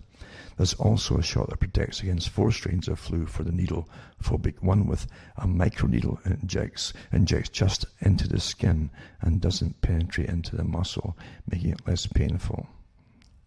For the elderly who need more protection, right? This is the end thing now. You give the elderly more protection, bigger doses of it. Now, if the smaller doses are having reactions with younger people, what do you think? And you're going to give heavier doses to the elderly who've got weakened immune systems. If you've got a weakened immune system and you're pumping a heavier, more stronger, more virile dose into the elderly, what do you think that's going to do? Huh? It's astonishing. It's like, again, we're back to voodoo again, isn't it? Magical thinking. Well, the elderly, they've got a more weakened immune system, so let's pump more of this stuff into them. Is that to try to terrify the body, the Lysenko effect, and to start to working again by giving them a bigger dose of something. If a small dose isn't going to work very well, why give them a bigger dose? If their immune system is so compromised and weakened, it can't utilize itself or the vaccine and produce antibodies. In fact, they're going to have a massive reaction to the vaccine, definitely. And that happens. Lysenko, by the way, was a favorite of Stalin. And he came up with a bright idea to do with communist theory. They could force society to evolve, you see, genetically in a way, as though if you brought up the educated classes from the working class and the educated classes, it would continue and evolve by itself, like a learned memory, a genetic memory, in the cellular structure of everybody. But he thought they would do it to wheat. I think it was wheat. It just wouldn't grow in some parts of Siberia. So the idea was to try to shock it, freeze it, and bring it back into the warmth, like a torture system, kind of like a Pavlovian style, but for plants. And by doing so, you'd force it to evolve, to adapt, to grow in freezing temperatures in Siberia. And to show you how terrified you should be afraid of, a lot of folk who kept studying Lysenko's work said, this isn't going to work, other biologists. It's not working. They were executed by Stalin. You better understand, folk are ruthless at the top when it comes to these ideas, because they're a bit wonky to start with in their head, Oh, there you go. So this article was from Time, at the time, that's the name of it. When they were bringing out let's go back to getting more viruses and coronaviruses from animals by growing it on animals rather than the eggs. Why do you think they did it in the eggs eventually? It's because of what they were doing before with animals. So after a while, folk forget and they won't remember, what happened the last time. And again, flu vaccine grown in dog kidney cells. After that wonderful glowing report there, right? Okay? Have you got it? Have you already forgotten it? How they say about that 85% success, right? Here's an article, which you always see after these fantastic of how glowing. Flu vaccine grown in dog kidney cells is another failure. Oh dear, I thought it was going to be a success and all that stuff. So the cell-based flu vaccine, Flucelvax, grown in dog kidney cells became available again during the 2017 to 18 flu season, right? That's what the DOD said. That's what they were giving them then too, right? By the way, they were giving them something similar in Italy this last winter, eh? Huh? A novel type again, eh?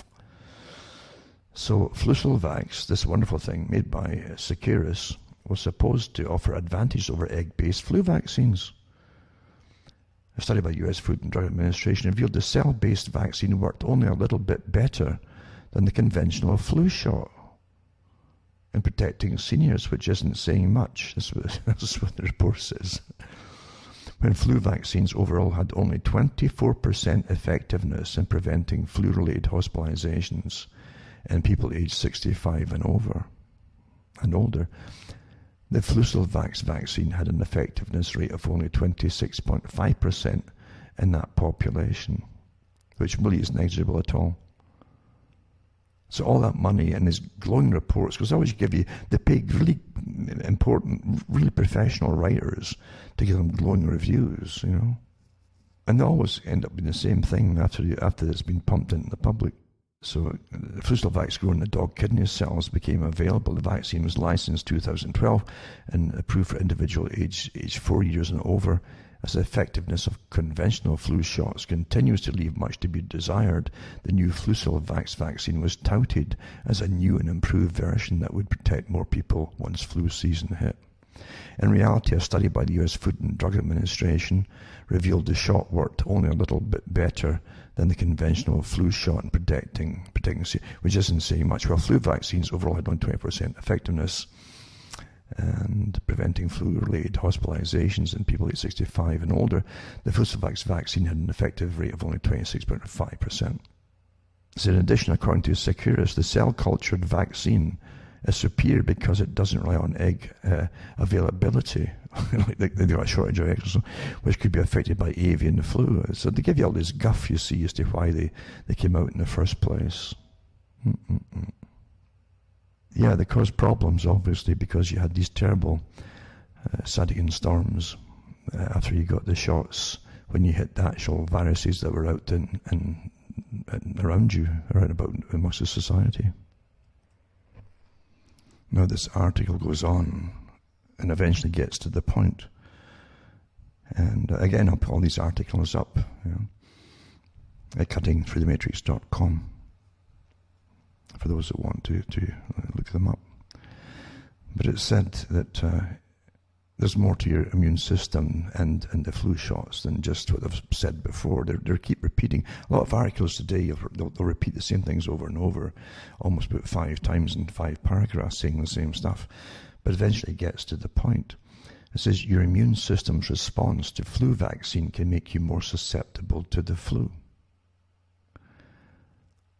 Remember, this all comes from the best people money can buy in the profession, say, that bring you this stuff. And yet all these years later, as every year it's an oops.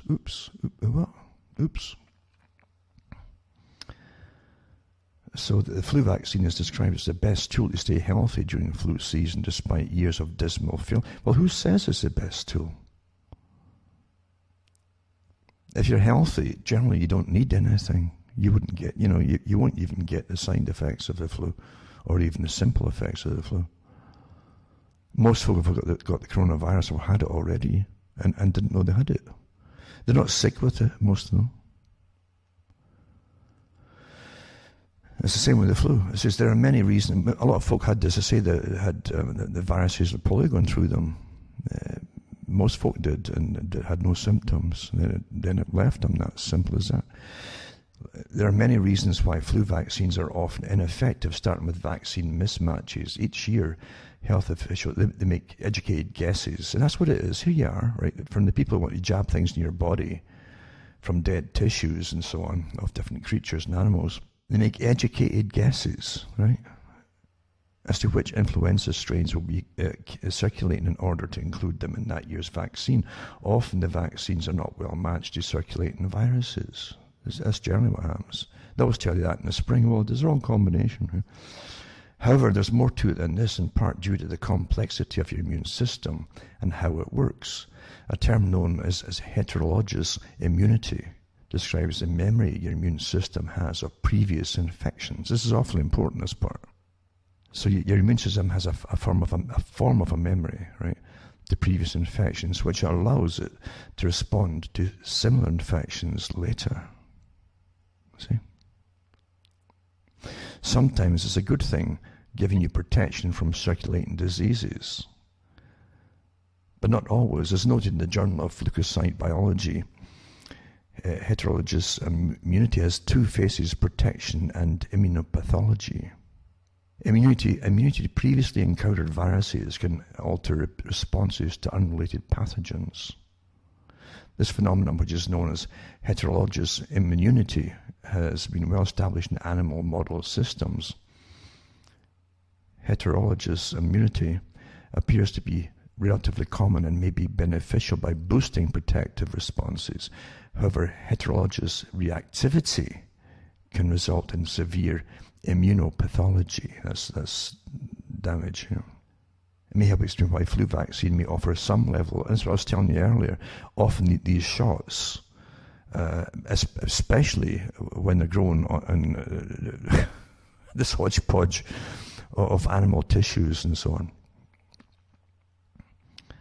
with many humans have stacks and stacks of viruses in them at any time. We do. Often you're born with carrier viruses too, or pigeon viruses, or carrier viruses. I always call them pigeon ones, but because you're born with a lot of them too, or you get them from your mum and so on, and they're harmless throughout your life. But animals have them too, and often they can be similar but not the same. So once you're putting some ones from animals into your bloodstream, especially if there's ones that they've been using for vaccinations. You're having this incredible reaction to it, with an overreaction of your entire immune system going on the warpath at once, poof, when it hits the real virus that's supposed to protect you against. They know this, but they don't like to tout it too often when they're trying to force you to take the latest shot, because big money, and every year, big money. Millions, billions across the world in vaccinations. So it's not wise for them to, if they want big profits, to tell you the truth. So here in this article, let's go into too deeply, this one. But immunity to previously encountered viruses can alter responses to unrelated pathogens. But the pathogens, you see, are related because they're in the shots. That's what I was saying. You get all this other, they call it debris from other viruses from the animals that they're pumping into you. Doesn't say that in this one, but that's what it is. The phenomenon, which is known as heterologous immunity, has been well established in animal model systems. It says the strategy of annual flu vaccination may in fact be backfiring, leaving those who have been vaccinated annually less protected than those with no prior flu vaccination history. You see this over and over again in their own writings. Research presented at the 105th International Conference of the American Thoracic Society in San Diego even revealed that children who get seasonal flu shots are more at risk of hospitalization than children who do not. Now, these aren't conspiracy sites, folks, and the International Conference of the American Thoracic Society isn't some cloak and dagger thing, And this is what they found. Children who had received the flu vaccine had 3 times the risk of hospitalization as children who had not. Among children with asthma, the risk was even higher. It says, despite the questionable effectiveness, we're likely to see more cell-based flu vaccines rolled out. Already there's also a flu vaccine produced using genetically modified insect cells. That's for folk who are on drugs and like a good buzz. And one of the horizon manufactured in Nicotiana, benthamania, a type of tobacco plant known for its ability to make proteins at a high rate of speed. Yet no one knows what the long-term effects of such vaccinations will be, or where their purported benefits are truly worth the risk. Well, I guess they probably take the Nicotina one, along with the insects, and they really do get a buzz then, when they're smoking it. The Cochrane collaboration concluded in 2014 that the NNT number needed to treat for the flu vaccine is 71. In other words, 71 people have to be vaccinated in order for a single case of influenza to be avoided. In a 2017 scientific review, on the other hand, and the links are here for the NNT for the vitamin D was 33, meaning one person would be spared from acute respiratory infection, such as the flu, for every 33 people taking vitamin D supplement. No kidding. I guess if you get more sun, it would certainly help too. That's for no doubt about it. This article is on to eventually to natural killer cells, or a specific type of white blood cell. They're an important component of your cell-mediated innate immune system, are involved in both viral diseases and cancer. Researchers recently discovered that with enough NK cells in your system, you'll not contract influenza. And the link is for that too. It says KLDR1 is a receptor gene found on the surface of NK cells, and the level of KLDRD1 found in a person's blood prior to exposure to influenza virus was able to predict with 86% accuracy where that individual would contract the flu. Anyway, it goes on and on and on. But don't be scared to look at every sort of article out there. You get other ones with fanatics. They'll just tell you garlic, garlic cures everything, all that kind of stuff, And it's fine for the people who want to believe it all, but the fact is, you'll find lots of good information that have been taken from official sources on your journeys. You can verify them. This is the whole point. You would verify them too. It's amazing what goes on. Here's an update from Florida Health Department. A manager was told to delete coronavirus data, and apparently she designed a program for them, for Florida and for the health department. And they didn't like the numbers she was giving them with different things. And I think part of the study that she did was showing you that people had already had been testing positive to the flu before it was supposedly out, or something like that. But anyway, whatever it was, it just shows you that you can't believe the official stuff they're giving out, especially during this pandemic, where they're lumping in sick people, sick and dying people with all kinds of things. And like everybody else in society, you probably find they've got the debris of a lot of these viruses in their nasal cavities. But they say, well, if they detect that at all, they put them down as COVID deaths. That is not science. That's a political, that's an agenda, a social, political, and economic agenda at work here. No doubt about it, folks. And so they've really, you can't believe anything they tell you anymore. So this particular woman, anyway, she was told to delete coronavirus data and forced to resign, she says. I'll put that link up there too for folk who want to see it. And her name was Rebecca Jones. Another article here is how coronavirus hijacks human cells and takes over our genes and turns our immune system against us. It's like nothing I've seen in 20 years, says a virologist, you see. And you'll find other ones too who are still hyping up the terror and terror and terror. But as I say, you're finding people who've had previous shots, by the way, there's no doubt about it, are having this massive reaction when they actually hit the actual virus itself. And I think it's because I suspect, like the last article, that's because, and many other articles too, and the Department of Defense, is because you've had shots already that have literally triggered your immune system to go all out war, like never before, against something that they could deal with if you hadn't had the shots prior to it. It seems to be what's happening. This article too is another good article too.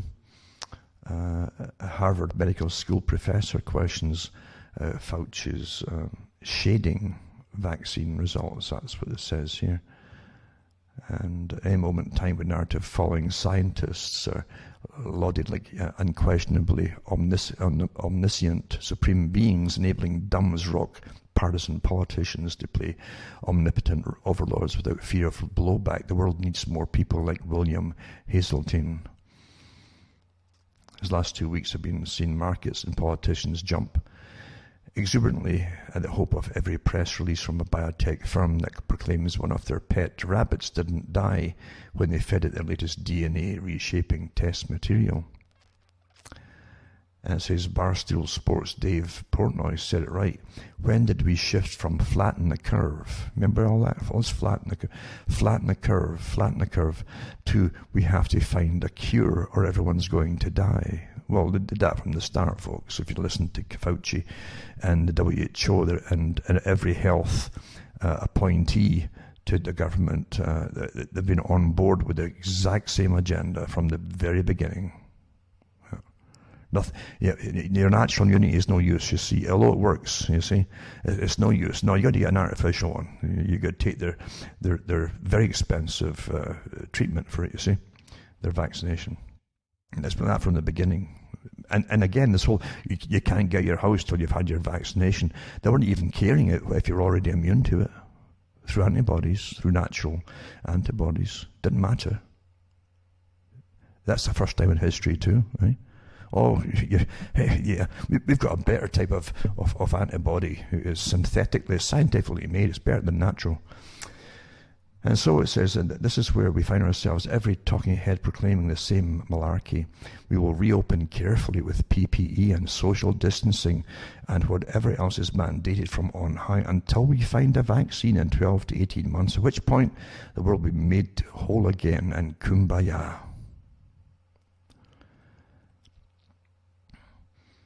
So a former Harvard Medical School professor and founder of the university's Cancer and HIV/AIDS Research Department, William Hazeltine, dared to speak out today about the higher level of BS, that's bovine fecal matter, and damage that's been done to trust in scientists, and even dare to break the one holy writ that shall go unmentioned, throwing some shade on Dr. Fauci, reflecting on Moderna's press release this week, which was immediately followed by massive equity raises. And that's how they do it, like I mentioned before.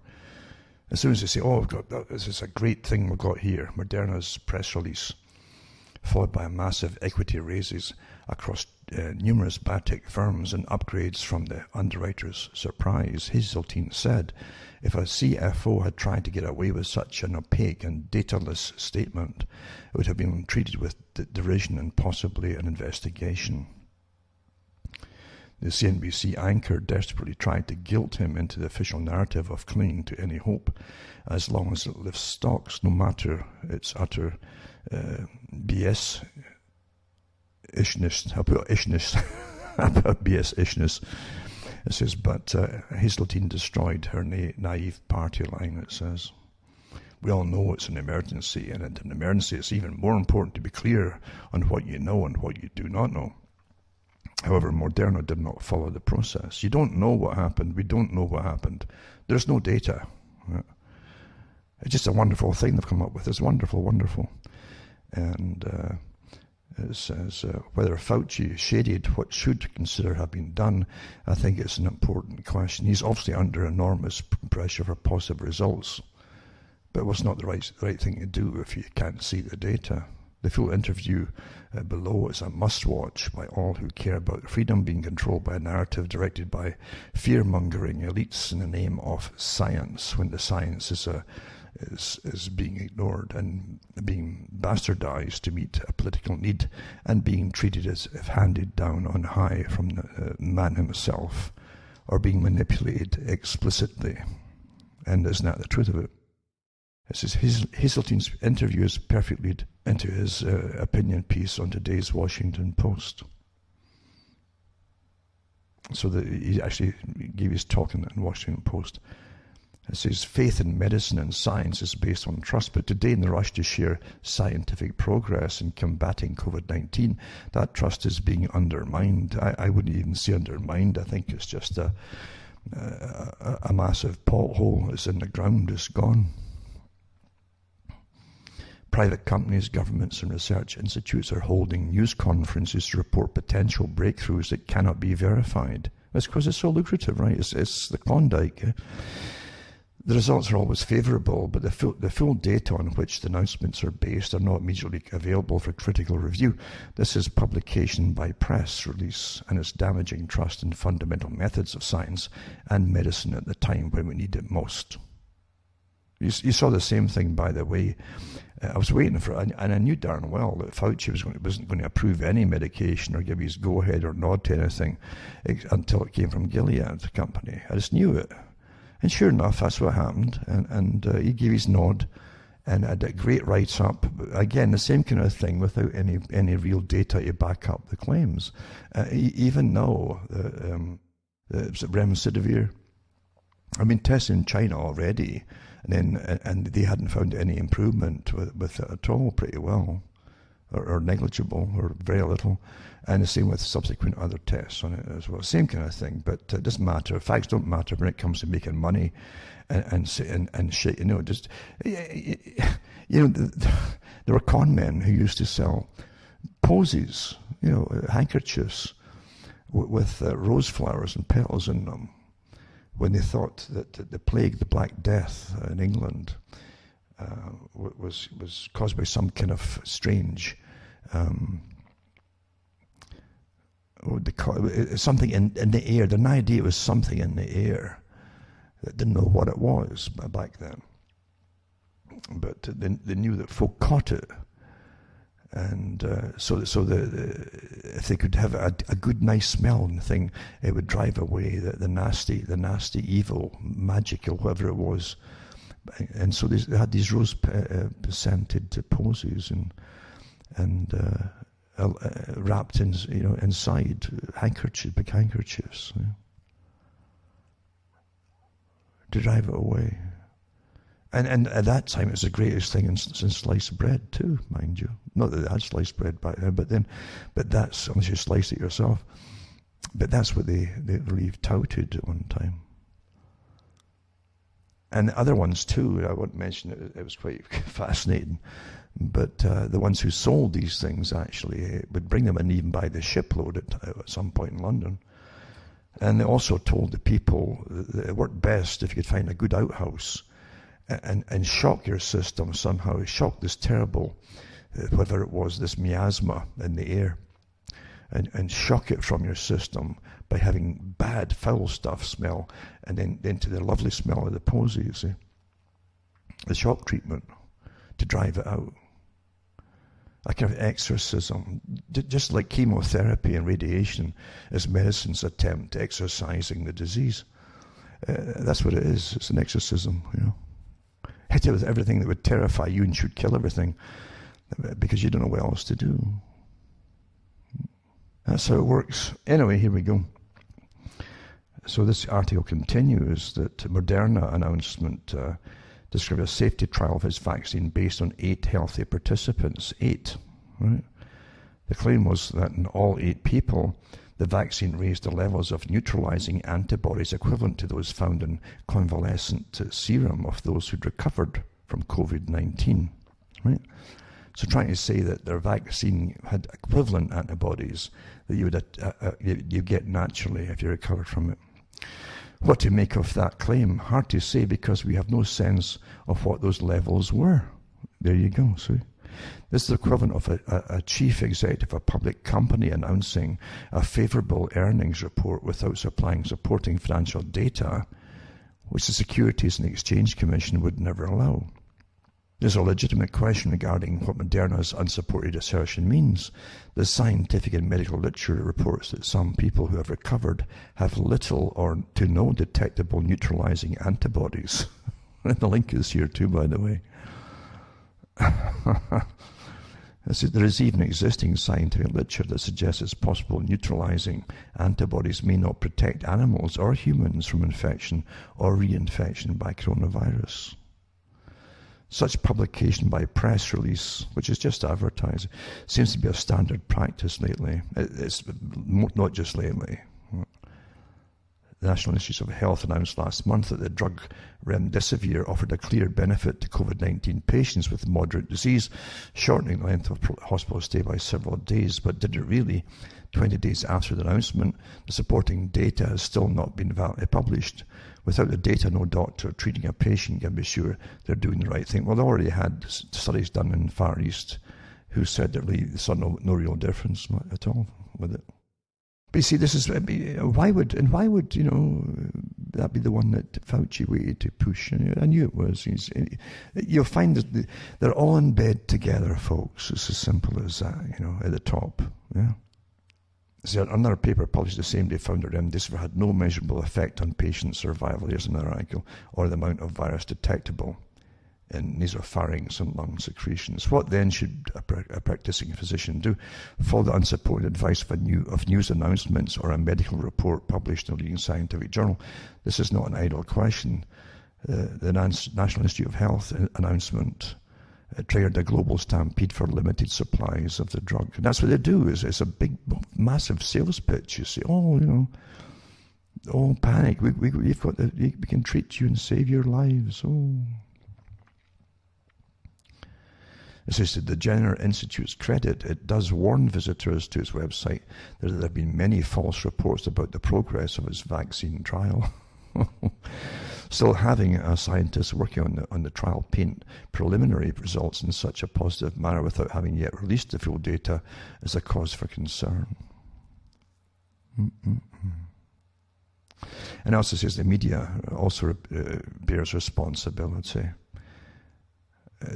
Not just for lauding each great announcement they give you on the medical field, but also for giving you, I'd say, for the reign of terror. You couldn't have the reign of terror without the media across the board being complicit in it. Yeah? Isn't it something? Another one too is this article here. Is the full Fauci timeline, sorting fact from fiction. And it says his name has become a dinner table familiar as people discuss the doctor's warnings, his comments, and President Donald Trump's responses to the COVID-19 pandemic. As usual, a firm line has been drawn between the left and right sides of the aisle. Some blame the president for all the world's problems, declared Fauci the hero in this crisis. On the flip side, the doctor is the villain, and the president has been misled and misinformed. In truth, the whole coronavirus fiasco has been a pile of convoluted, wishy-washy, contradictory information since the beginning. The blame game won't fix anything, but perhaps stepping back to examine a timeline of facts and figures may bring clarity to the epic snarl of today's social distancing America. It says, who is Dr. Fauci? And he goes through bit of his history a little bit, and how he graduated from Holy Cross Bachelor of Arts and so on. But he really went in very quickly to National Institute of Health, very quickly. He was picked up, became a clinical associate in the Laboratory of Clinical Investigation at the National Institute of Allergy and Infectious Diseases, became the head of the Clinical Physiology section, and by 1980 the chief of the Laboratory of Immunoregulation. No stranger to controversy surrounding his findings and methods. In the 1980s, he's one of the leading researchers during the AIDS epidemic, and that was quite a fiasco back then too, folks. I remember it well. There was a lot of, it wasn't just debate, it was almost fisticuffs with a lot of different groups fighting for the causes of it, what it actually was. And Fauci suddenly started appointed Gallo, I think, is to be and his theory became the main one. They got pushed ever since. Even the AIDS one too, and they had the articles out from the government, a bill that had been put in years before, for the government to actually, for the Defense Department to come up with a disease or some kind of a weapon which could destroy the immune system of an enemy nation. That circulated. It was official, actually. It wasn't just paranoid conspiracy stuff. It was official. You could actually trace it and look at it and find it. And bingo, out came this strange AIDS thing, you know. As at 79, the doctors advised 6 presidents on everything from HIV to biodefense drugs. I'd say more than biodefense. I'd say biowarfare. And bio-attack, perhaps, because all these things have been used either to help, supposedly, by their own words, or as a weapon when you're into gain of function, you know. And don't forget too that Fauci's wife, I think it is, she's the head of one of the government or attached to the government sites for bioethics, which is right up at the top right now, isn't it? Who lives, who dies, and too many people, yada yada, and you know, it's all coincidence, though. Yeah, it is. I think it was some of the stuff that we got information, like a summary of information from December of coronavirus being confirmed in Wuhan health authorities, and through January, what happened, the releases that were given to the press or by the press. And this is in an interview. Greg Kelly of Newsmax asked Fauci, January 21st, how serious the virus was. The doctor urged everyone to take the precautions the Centers for Disease Control and Prevention put out. He says, but this is not a major threat for the people in the United States. And this is not something that the citizens in the US right now should be worried about. There you go. There you go. But everything that's been done to hype it up and cause, as I say, a lack of total or high herd immunity because it's caused by the lockdown. Otherwise, you would have had it well over and gone, and maybe a little spike in the winter, and then that would phase out too. That's what generally happens with this type, with these viruses.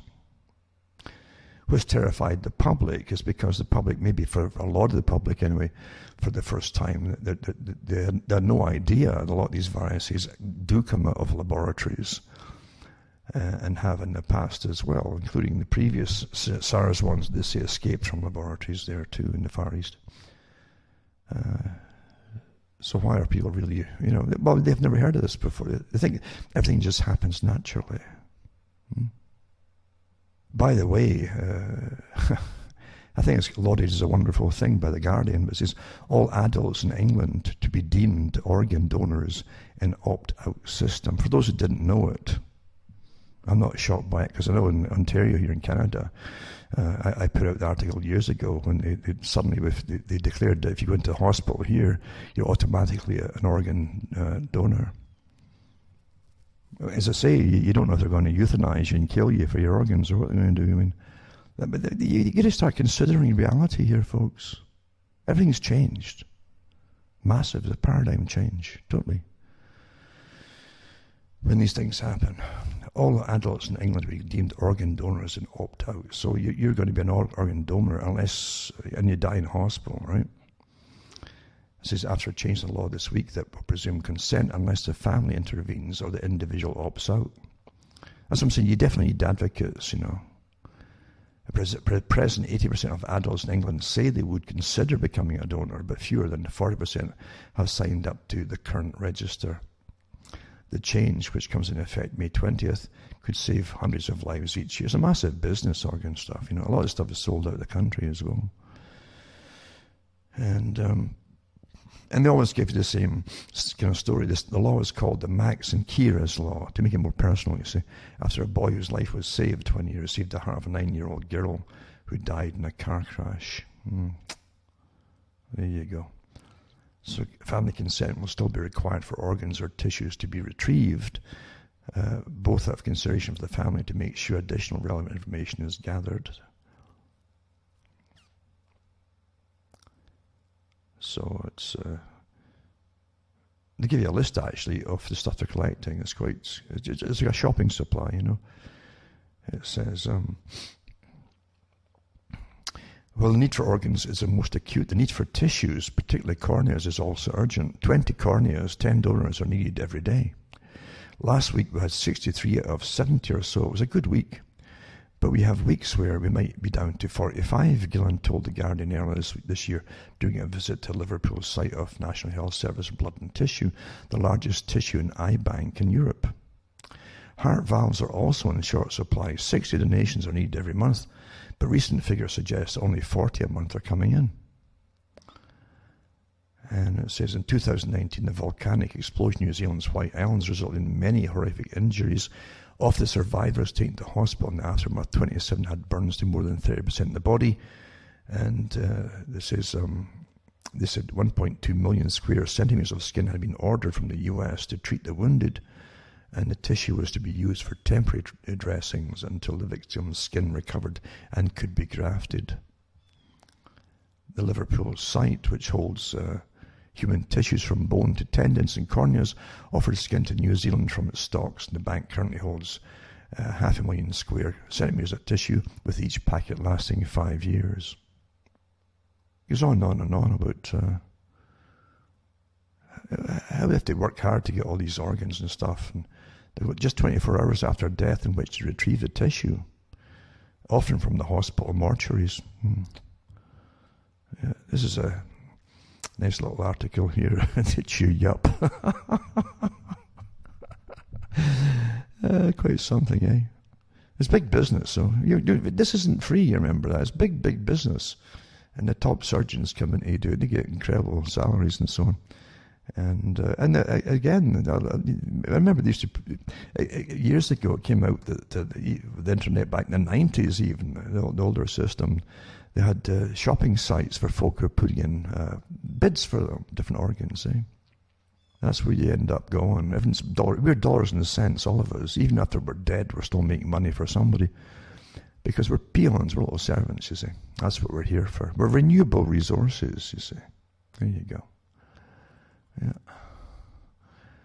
And here's another article here on children who get the flu shot have 3 times the risk. Again, I mentioned that before. It was another article in the same study, though. The study suggests, and this article here is Science Daily, of course. And so it gets official sites and so on. The inactivated flu vaccine doesn't appear to be effective in preventing influenza-related hospitalizations in children, especially the ones with asthma. In fact, children who get the flu vaccine are more at risk for hospitalization than their peers who do not get the vaccine, according to new research. And it goes through the full story, it says, of it too, with some data to back up what they're talking about, which again isn't that common. Eh? You got to get the data. You got to get data.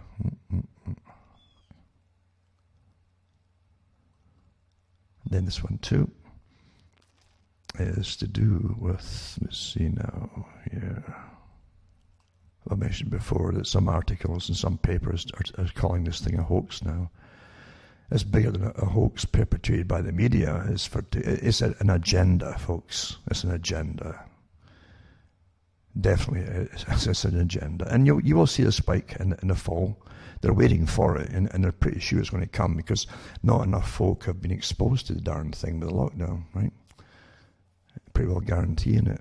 It'll be a miracle, actually, maybe on our side, if it doesn't happen the way they want it to happen. Because they said from the beginning they want everybody vaccinated, regardless if you've got an immune system and you've got antibodies to it. They've developed naturally. They don't care. They don't care. And early data on Moderna's COVID-19 vaccine is insufficient. Another article saying it's insufficient. And all they do is repeat the same stuff. And they always give you the same one-liner, at the top. It produced their protective antibodies in a small group of healthy volunteers, right? That's what they always tell you. In a month's time, or 2 months' time, or 3 months' time, they'll have a different thing. But at the moment, they're making billions. This is because of the announcement, right? That the stock sale it could raise about $1.5 billion right off the bat in shares. It's woof, up it goes. Yep. And it'll go up higher if they get more data up, right? This is how it's played. Everything's business, eh? And Alan Dershowitz, of course, says he can absolutely mandate vaccinations, as you know. What a tyrant, eh? What a tyrant. As I say, he had a massage, apparently, and he admitted to that, but he'd kept his underparts on. As I say, Bill Clinton smoked marijuana, but he said he never inhaled it. But they all knew Epstein and what a crew, eh? What a crew. And Dershowitz is the sort of character that will try to get everybody else put in prison if you don't accept the vaccine. But when he states that he didn't do anything more than just get a massage, that's the gospel truth, because he thinks he's God. You see, he's a God. Literally, I mean that. I've got good reasons for saying that, but he thinks he's a God. Yeah. I had a massage with that woman, but I did keep my underwear on. And these characters are going to rule our lives and threaten us with imprisonment if we don't go along with the companies that no doubt he knows very well. I'm sure he knows them very well, the people who own them. If we don't take their vaccinations, their experimental vaccinations. Mm-hmm. Yeah, I tell you. And that's what he said on TV, apparently. He said, let me put it very clearly, this is Dershowitz, you have no constitutional right to endanger the public. I love how these characters can destroy nations. I mean, he's destroying a nation here. If you put up with what he's saying here, he's destroying your constitutional rights.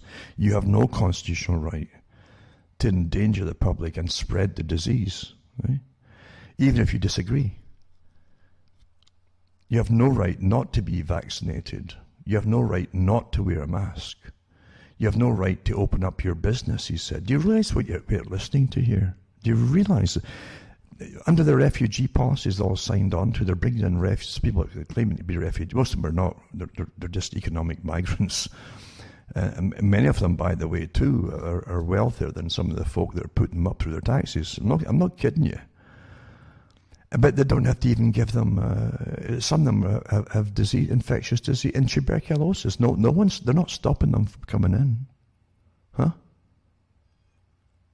Even in Sudbury here, they had a warning a few years ago, and a billboard's up that is in the area. Well, they were bringing in quite a high migrant population at the time because Sudbury's scheduled, one of the 12 scheduled places to put them, resettle them in the rural areas. This is the agenda.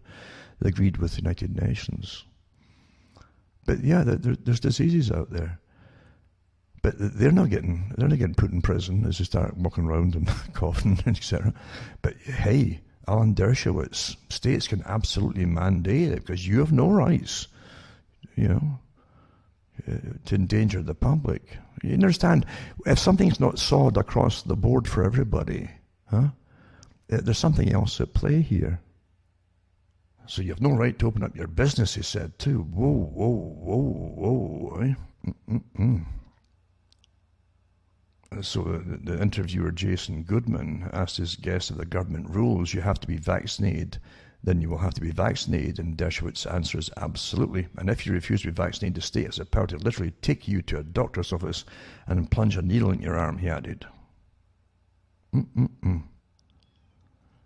Aye, that's something. Aye. And this other article, too, from Forbes says more than stimulus checks, how COVID-19 relief might include mandated vaccines.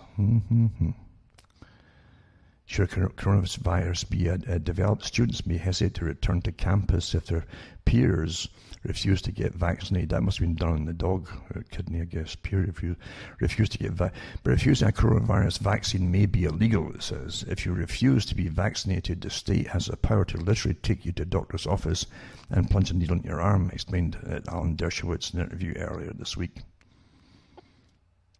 It says his statement is good news for schools and universities who could add the coronavirus vaccine to the list of vaccines they require their students to have in order to come to campus. Such a requirement could be forced at the state level where exemptions for school vaccination are currently established. See, once you start with them, you let them get in. Or you haven't had a measles one, or you haven't had a chicken pox one. You're going to college.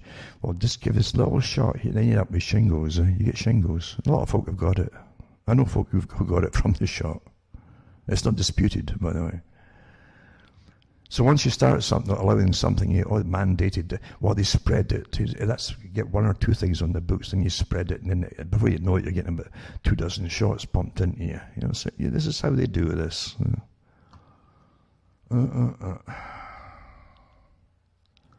Schools across the country have closed the campuses in response to the pandemic, scrambling to find solutions for fall semester. Well, Bill Gates has got this virtual education now. It's a whole new way of doing it. Just give in and you won't need your shot then. You stay at home forever and ever and ever and just play on the computer. There you go. I'll put this article up too. And let's see now. COVID-19 data sharing with law enforcement sparks concern. More than 11 million people have been tested in the US for COVID-19, all with the assurance that their private medical information would remain protected and undisclosed. Yet public officials in at least 2/3 of states are sharing the addresses of people who tested positive with first responders, from police officers to firefighters to EMTs. An Associated Press review found that at least 10 of those states also shared the patients' names. It says first responders argue information is vital to helping them take extra precautions to avoid contracting and spreading the coronavirus. It's got your whole medical history here. You know that, don't you? Don't you? And I think they're doing the same in Canada now too. They're pushing for it. And Britain's doing the same thing as well. It's interesting to me too that London, for instance, well, at least the Alphabet company for Google, had made deals with the British government a few years ago to share all the patients' data from different hospitals and in society. And it was to grow from there. Well, this is all, you're living through the agenda, folks.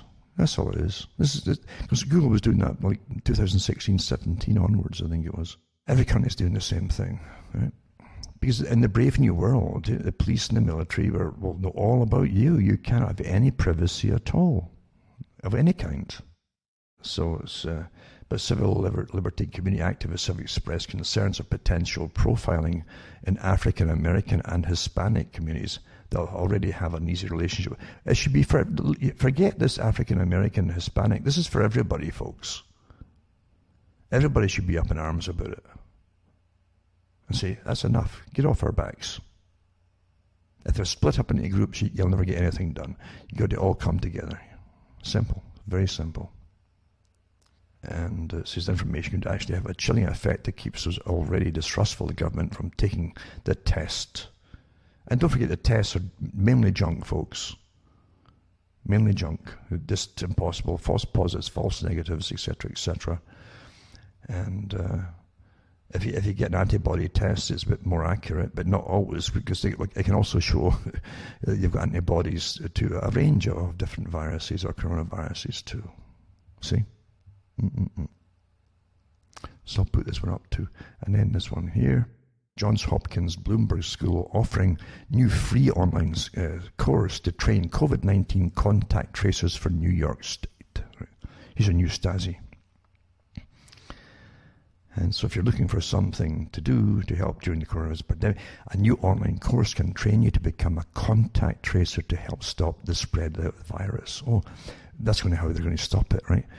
Absolute BS. Absolute rubbish. I'll put up some other links today to other doctors, by the way, who have come out quite openly and talked about this nonsense of tracing. Because, I mean, how many people, one of them actually said this doctor says, he said he takes the subway in New York. He says, how many folk has he met on the train station platform, in the carriages every day? I mean, it's impossible. So this asking how many folk you've talked to, that absolute rubbish. These tracers are going to be permanent for other reasons, folks. It's a Stasi thing. And here's the cops sharing all the data. So here's police health data, and then contact tracers with working with the police. You start thinking, you better start putting it together where this is meant to go. And I mean meant to go, right? And this doctor said, you actually hear him yourself in a video, he said, he says, if I want to track people who've had sex that week for say, sexually transmitted illnesses or diseases, now they call them social disease. There's nothing social about them. But he said, yeah, you can find that the person generally knows how many encounters he's had in a week, right? And with whom. But he says, but walking in the streets or in these subways, you have no idea how many people you've met. Impossible. Not that it would do any help anyway, because you want, that's what they say, you want the herd immunity. You want more folk to most folk never have any symptoms at all, you know. And they can certainly help the people who do, if they'll give them the right treatments. So yeah, this Stasi is not going to go away. You can tell the money they're going to throw at it. This is not meant to go away. And then you got again, New York City partners with Salesforce. It's called Salesforce on coronavirus contact tracing program, the mayor says. So there's a couple of articles on it, and you can read that for yourselves. And it'll deploy a call center as well as a customer relationship and case management system that will help the city track potential cases. But there's other ones too across the country where folk are out in the streets tracking folk down, coming to folks' doors, by the way. And they'll come to test you in your home. You can't allow this to go on, this nonsense to go on. California biopharmaceutical company claims coronavirus antibody breakthrough, it says. And another, you see, they all say that, oh, it's wonderful, oh, headlines galore, and they've discovered an antibody that could shield the human body from the coronavirus and flush it out of a person's system within 4 days, Fox News exclusively learned. Oh, exclusive. Later Friday, Sorrento Therapeutics will announce the discovery of the ST11499 antibody, which the San Diego company says can provide 100% inhibition of COVID-19, adding that a treatment could be available months before a vaccine hits the market. There you go. We want to emphasize there is a cure, it says. There's a solution that works 100%, says the founder and so on, told Fox News. So if you have the neutralizing antibody in your body, you won't need the social distancing. You can open up a society without fear. Wow. And it's got the data on it. And so there's not much data at all. But what they're admitting is that doctors are taking blood plasma. I mentioned that months ago, from patients who've recovered from COVID-19, infusing into those who are critically ill. The plasma is laden with antibodies, and the approach shows some promise. And it definitely gives you promise, absolutely. You know. And it would certainly go over the bad hump of it, that's for sure. And there are other techniques. Once that happens, you get in someone else's antibodies, you see. But and yours might not be pumping your own out, but there's ways they can then help your body to create its own. That can certainly be done. I love the nonsense that comes out, like the invisible firewall. The virus just knows it can't go beyond 6 feet, you know. It can defy a breeze even, 6 feet, and that doesn't matter if it's a storm going, but nope, it ain't going to go any further. You're all safe if you stay 6 feet apart. Absolute tripe. Speaking loudly could help virus spread. Study finds. Study. Everybody's doing studies, and all these useless characters that churn out from universities with useless degrees are got their hands out for all kinds of studies, you know.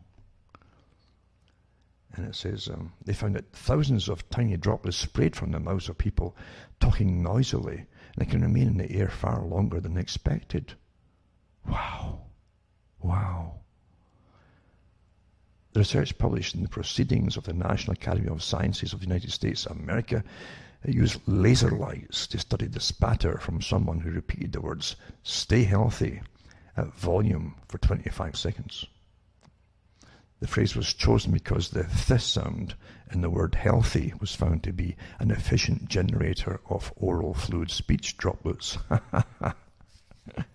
They probably their hand out for another, give us another 2 million and we'll take this research further, you know.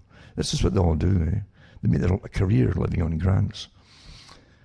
And of course, it's this enclosed stagnant air environment was filmed for 80 minutes. Well, very few folk live in stagnant air. There's always a breeze from somewhere.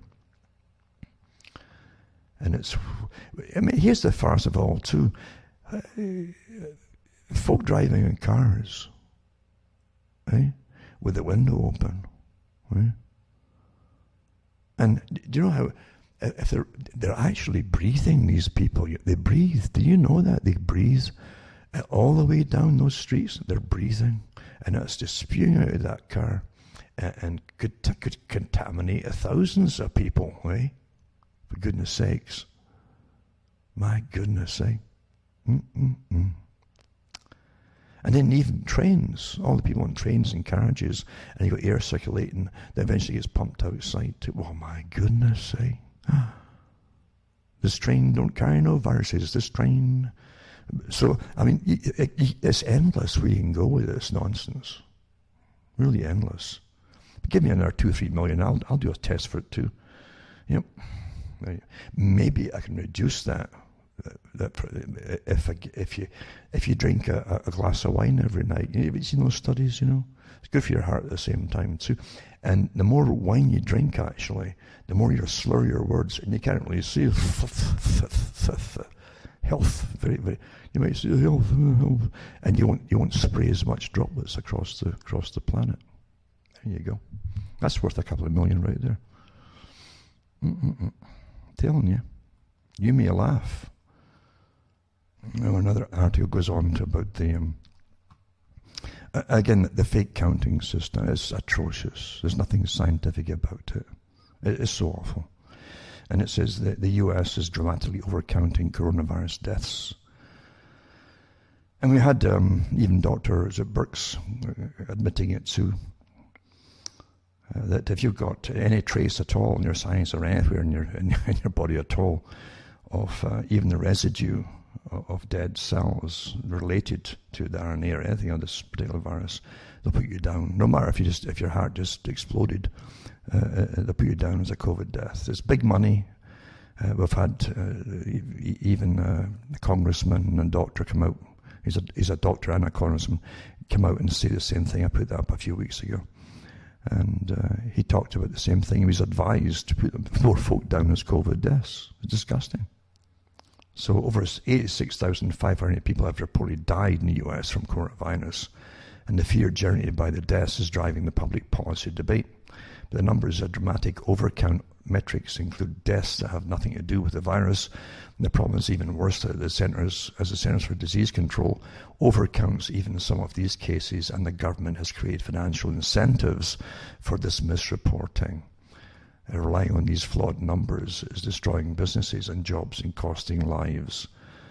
And it goes into some, I don't know if it goes into the fact they get 40,000 per COVID case, if they put them down as a COVID case with a ventilator, it's extra again, big money. But this article at least touches on some of it, and again, it puts it down. I mean, they're padding it so badly, trying to validate what they've done already, because it really is way down. As they say here already, and some of the doctors are saying this, it's no higher than a seasonal flu. And if they've stopped padding the figures and put them, they'd actually be lower than seasonal flu. It says New York is classifying cases as coronavirus deaths even when post-mortem tests have been negative. Despite negative test classifications are based on symptoms, even though the symptoms are often very similar to those of the seasonal flu, the Centers for Disease Control guidance explicitly acknowledges the uncertainty that doctors can face. When coronavirus cases are suspected, they advise doctors that it is acceptable to report COVID-19 on a death certificate. So there's presumed suspected and so on getting stuffed into them all. Canada's done this before, even with flu seasons, to get numbers up, by the way. Really awful, isn't it, what's happening? But facts don't matter when there's a big agenda. You wait and see. You wait and see. And they'll say, oh, there's going to be a spike. Oh, spikes just happened. My God, we close you all down again. And they'll give you horrific pictures that could have been made up or whatever. I've no idea where they came from. And there'll be horrific pictures. And, you'll get the Fauci again coming out with his grave face and all the rest of them. All the strange folk behind them. And it's like, it's true, it's like a strange Addams Family thing you're seeing on the stage every night. As they all have these little knowing grins with each other and rather fixed expressions, which makes me think they're kind of tense. They know they're getting caught out. But I'll put these links up again, as I say, tonight. And then you've got some, let's see here. What else? Yeah, the one about Dershowitz, where I mentioned that he asked to dismiss Epstein's victim's defamation case. And he argued that his Twitter attacks against Virginia Jeffrey, who alleges that Epstein forced her to have sex with Dershowitz when she was underage, are protected free speech. Amazing what the characters... This is from Jerusalem Post, 2019, September. Quite interesting. But you're looking at gangs of crooks, really. You really are. And then Peter Hitchens goes on about... It says furlough billions, just a giant payday loan in your name. This is the Chancellor, Rishi Sunak, I guess that's who's now the Chancellor of the Exchequer in Britain for budgets and taxes and so on. It says, is a smiling salesman of payday loans, because they're giving everybody the same kind of temporary cash as they do in the States and everywhere else. And you'll begin to get the picture.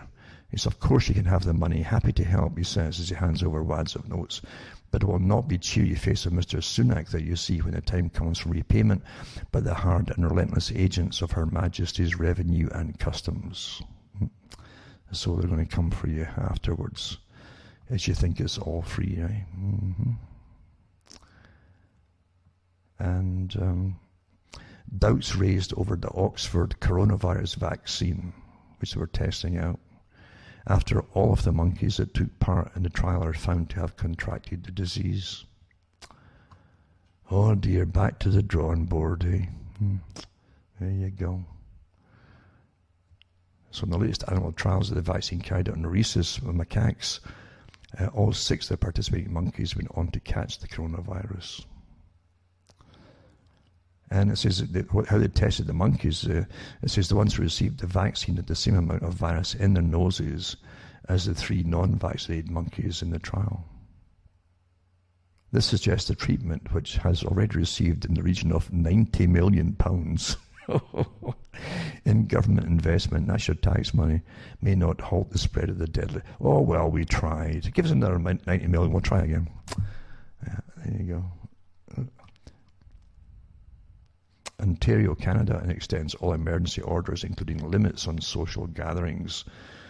And so it's extended all emergency orders in the province until May the 29th. It's, and they'll keep putting it off, and they'll try to get you into next year. Once they've got it in there, it's forever, folks. You'll never get out of the system. So it'll be gone. The U.S. states ordered nursing homes to take COVID-19 residents. Thousands died, and how it happened. And it's true, they put in people that they knew were tested positive, they put them into those folks. To get the numbers up, why else would you do that, folks? You want them to die. You want to pad your numbers and get it up because there's a big agenda at stake. There's no other reason. This is not just oops, we didn't think that would. Come on here. They're not stupid. They're not stupid.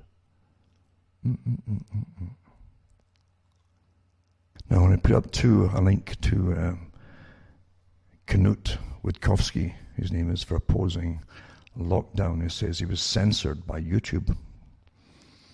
And he's similar to, maybe more qualifications, I don't know, to Neil Ferguson. And this one's in the US, this fella. But I've got him with a link as well to talking to Daniel Erickson, another doctor from California, who came out and got banned as well. And you'll hear them talking together, but and talking separately as well. It says New York City lawsuits, divorces to be accepted online starting Memorial Day, by the way, before you get into it. And so it's amazing that it's going to help divorces get done faster, right? But this article on Witkowski, these big tech companies are aggressively tamping down on COVID-19 misinformation, meaning not authorized as pro-agenda, you know. And it says he's a former head of biostatistics, epidemiology, and research design at Rockefeller University, the ones that are really pushing the bioethics agenda that they've got all drafted up for how you live from now on in this brand new system forever. But he left, he's been kicked out again. He says, but YouTube removed a video of him talking about the virus that has racked up more than 1.3 million views. He's 65 years old. He's a ferocious critic of the nation's current steps to fight the coronavirus. He's denied social distancing, saying it only prolongs the virus's existence, and has attacked the current lockdown as mostly unnecessary. Holds 2 doctorates in computer science and biomedical and medical biometry. Believes the coronavirus should be allowed to create herd immunity, which the flu almost does too. And that short of a vaccine, the pandemic will only end after it's sufficiently spread through the population, and that's what seems to be happening, as we know. But I'll put links up to him because he's worth listening to, and make your own minds up. But he does back it up with data, which is awfully in short supply these days from the official sources on anything. Except the agenda must go through, the agenda must go through, the agenda must go through.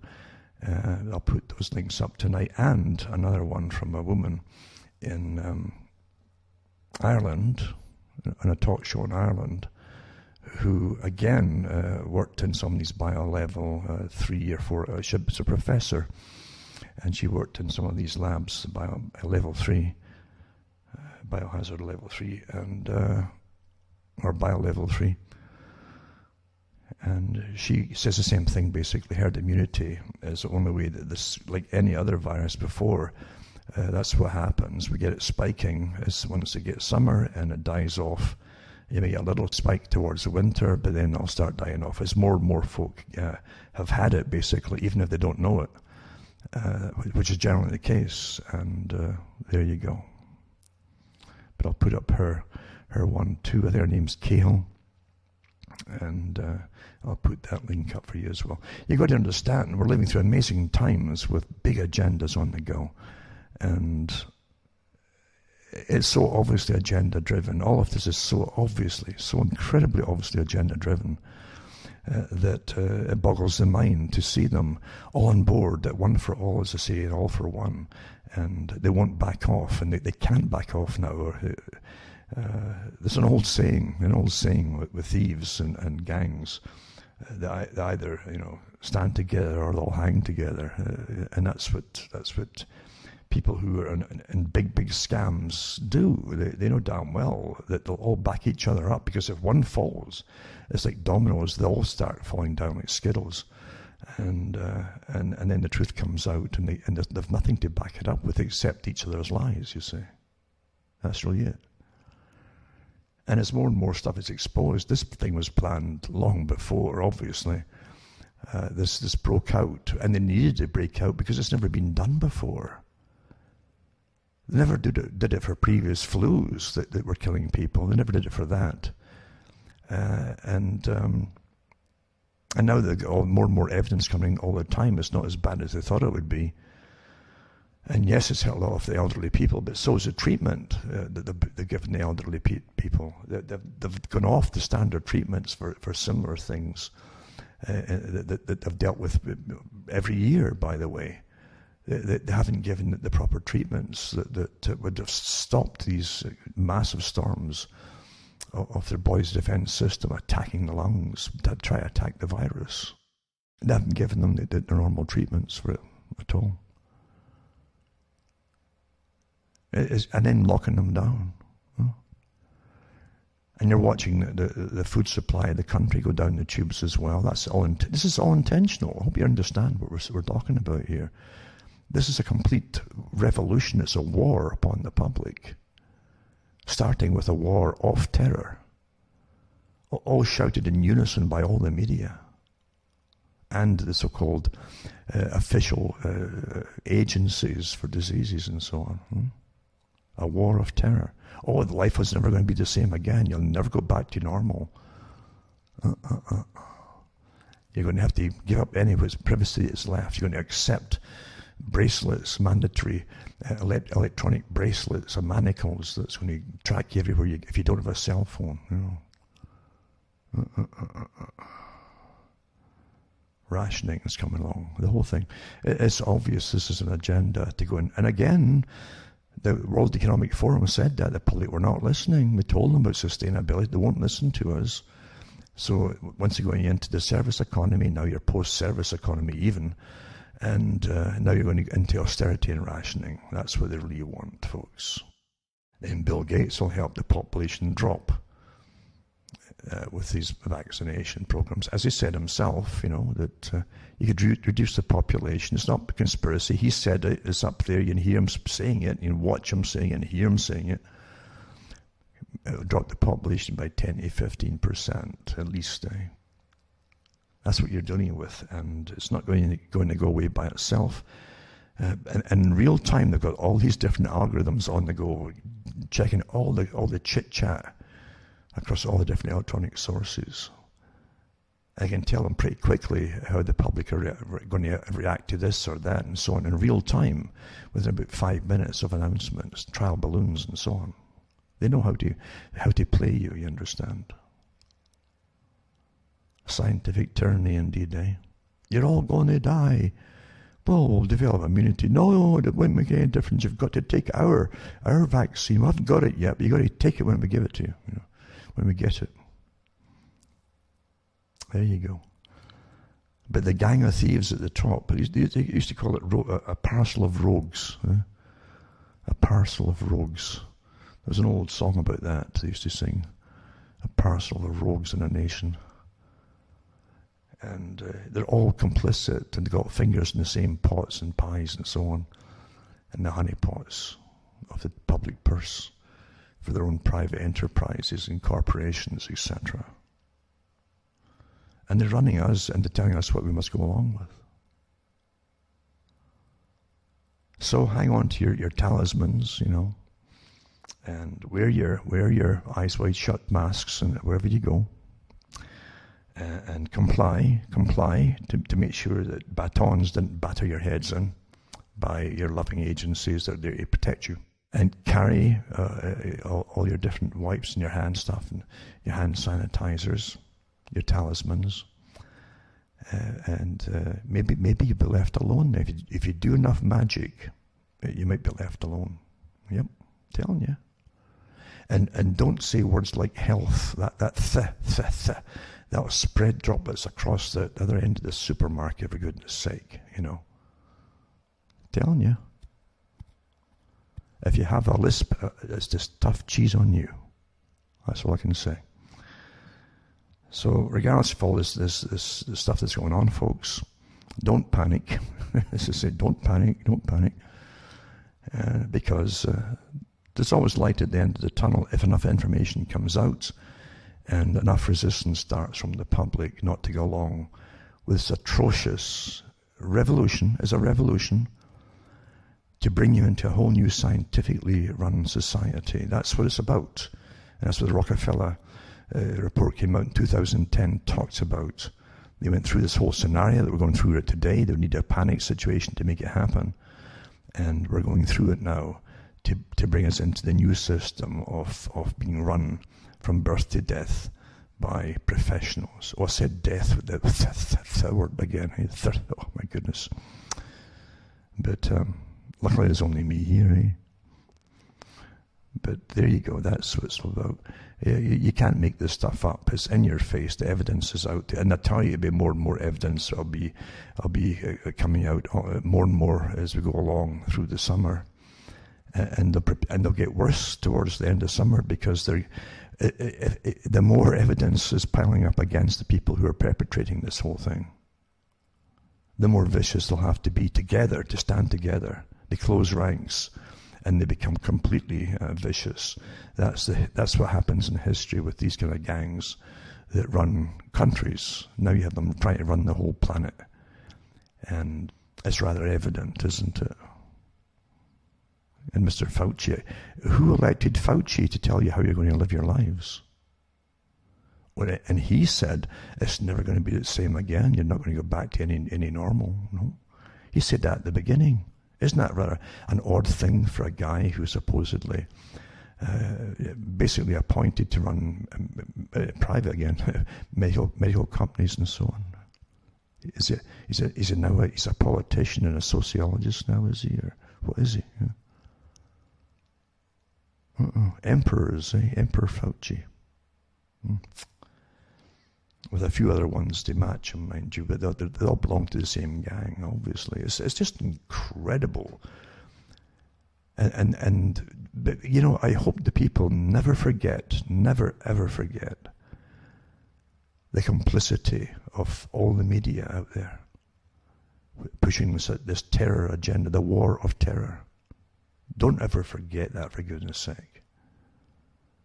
Because that's a managed war of terror. Obviously, there was no... All the media together are pushing the same stuff. That doesn't happen by itself either. That's by agreement, folks. Anyway, I hope you're taking care of yourselves and try and get some sunshine if you can. Even up here where I am now, the sun's starting to come out occasionally, and immediately the mosquitoes are there. So things are back to normal for a little while. And remember, again, go back into cuttingthroughthematrix.com, throw a few pennies my way by check or by PayPal, whatever means you want to use. You even send cash. And that'll help me tick along, cuttingthroughthematrix.com, and hopefully I'll be getting the books printed up shortly now. Hopefully, unless they shut us all down again very quickly. And I'll get them out for those who want them, and the discs as well. Thanks for listening. I'm Alan Watt from Ontario, Canada. It's good night. May your God or your gods go with you.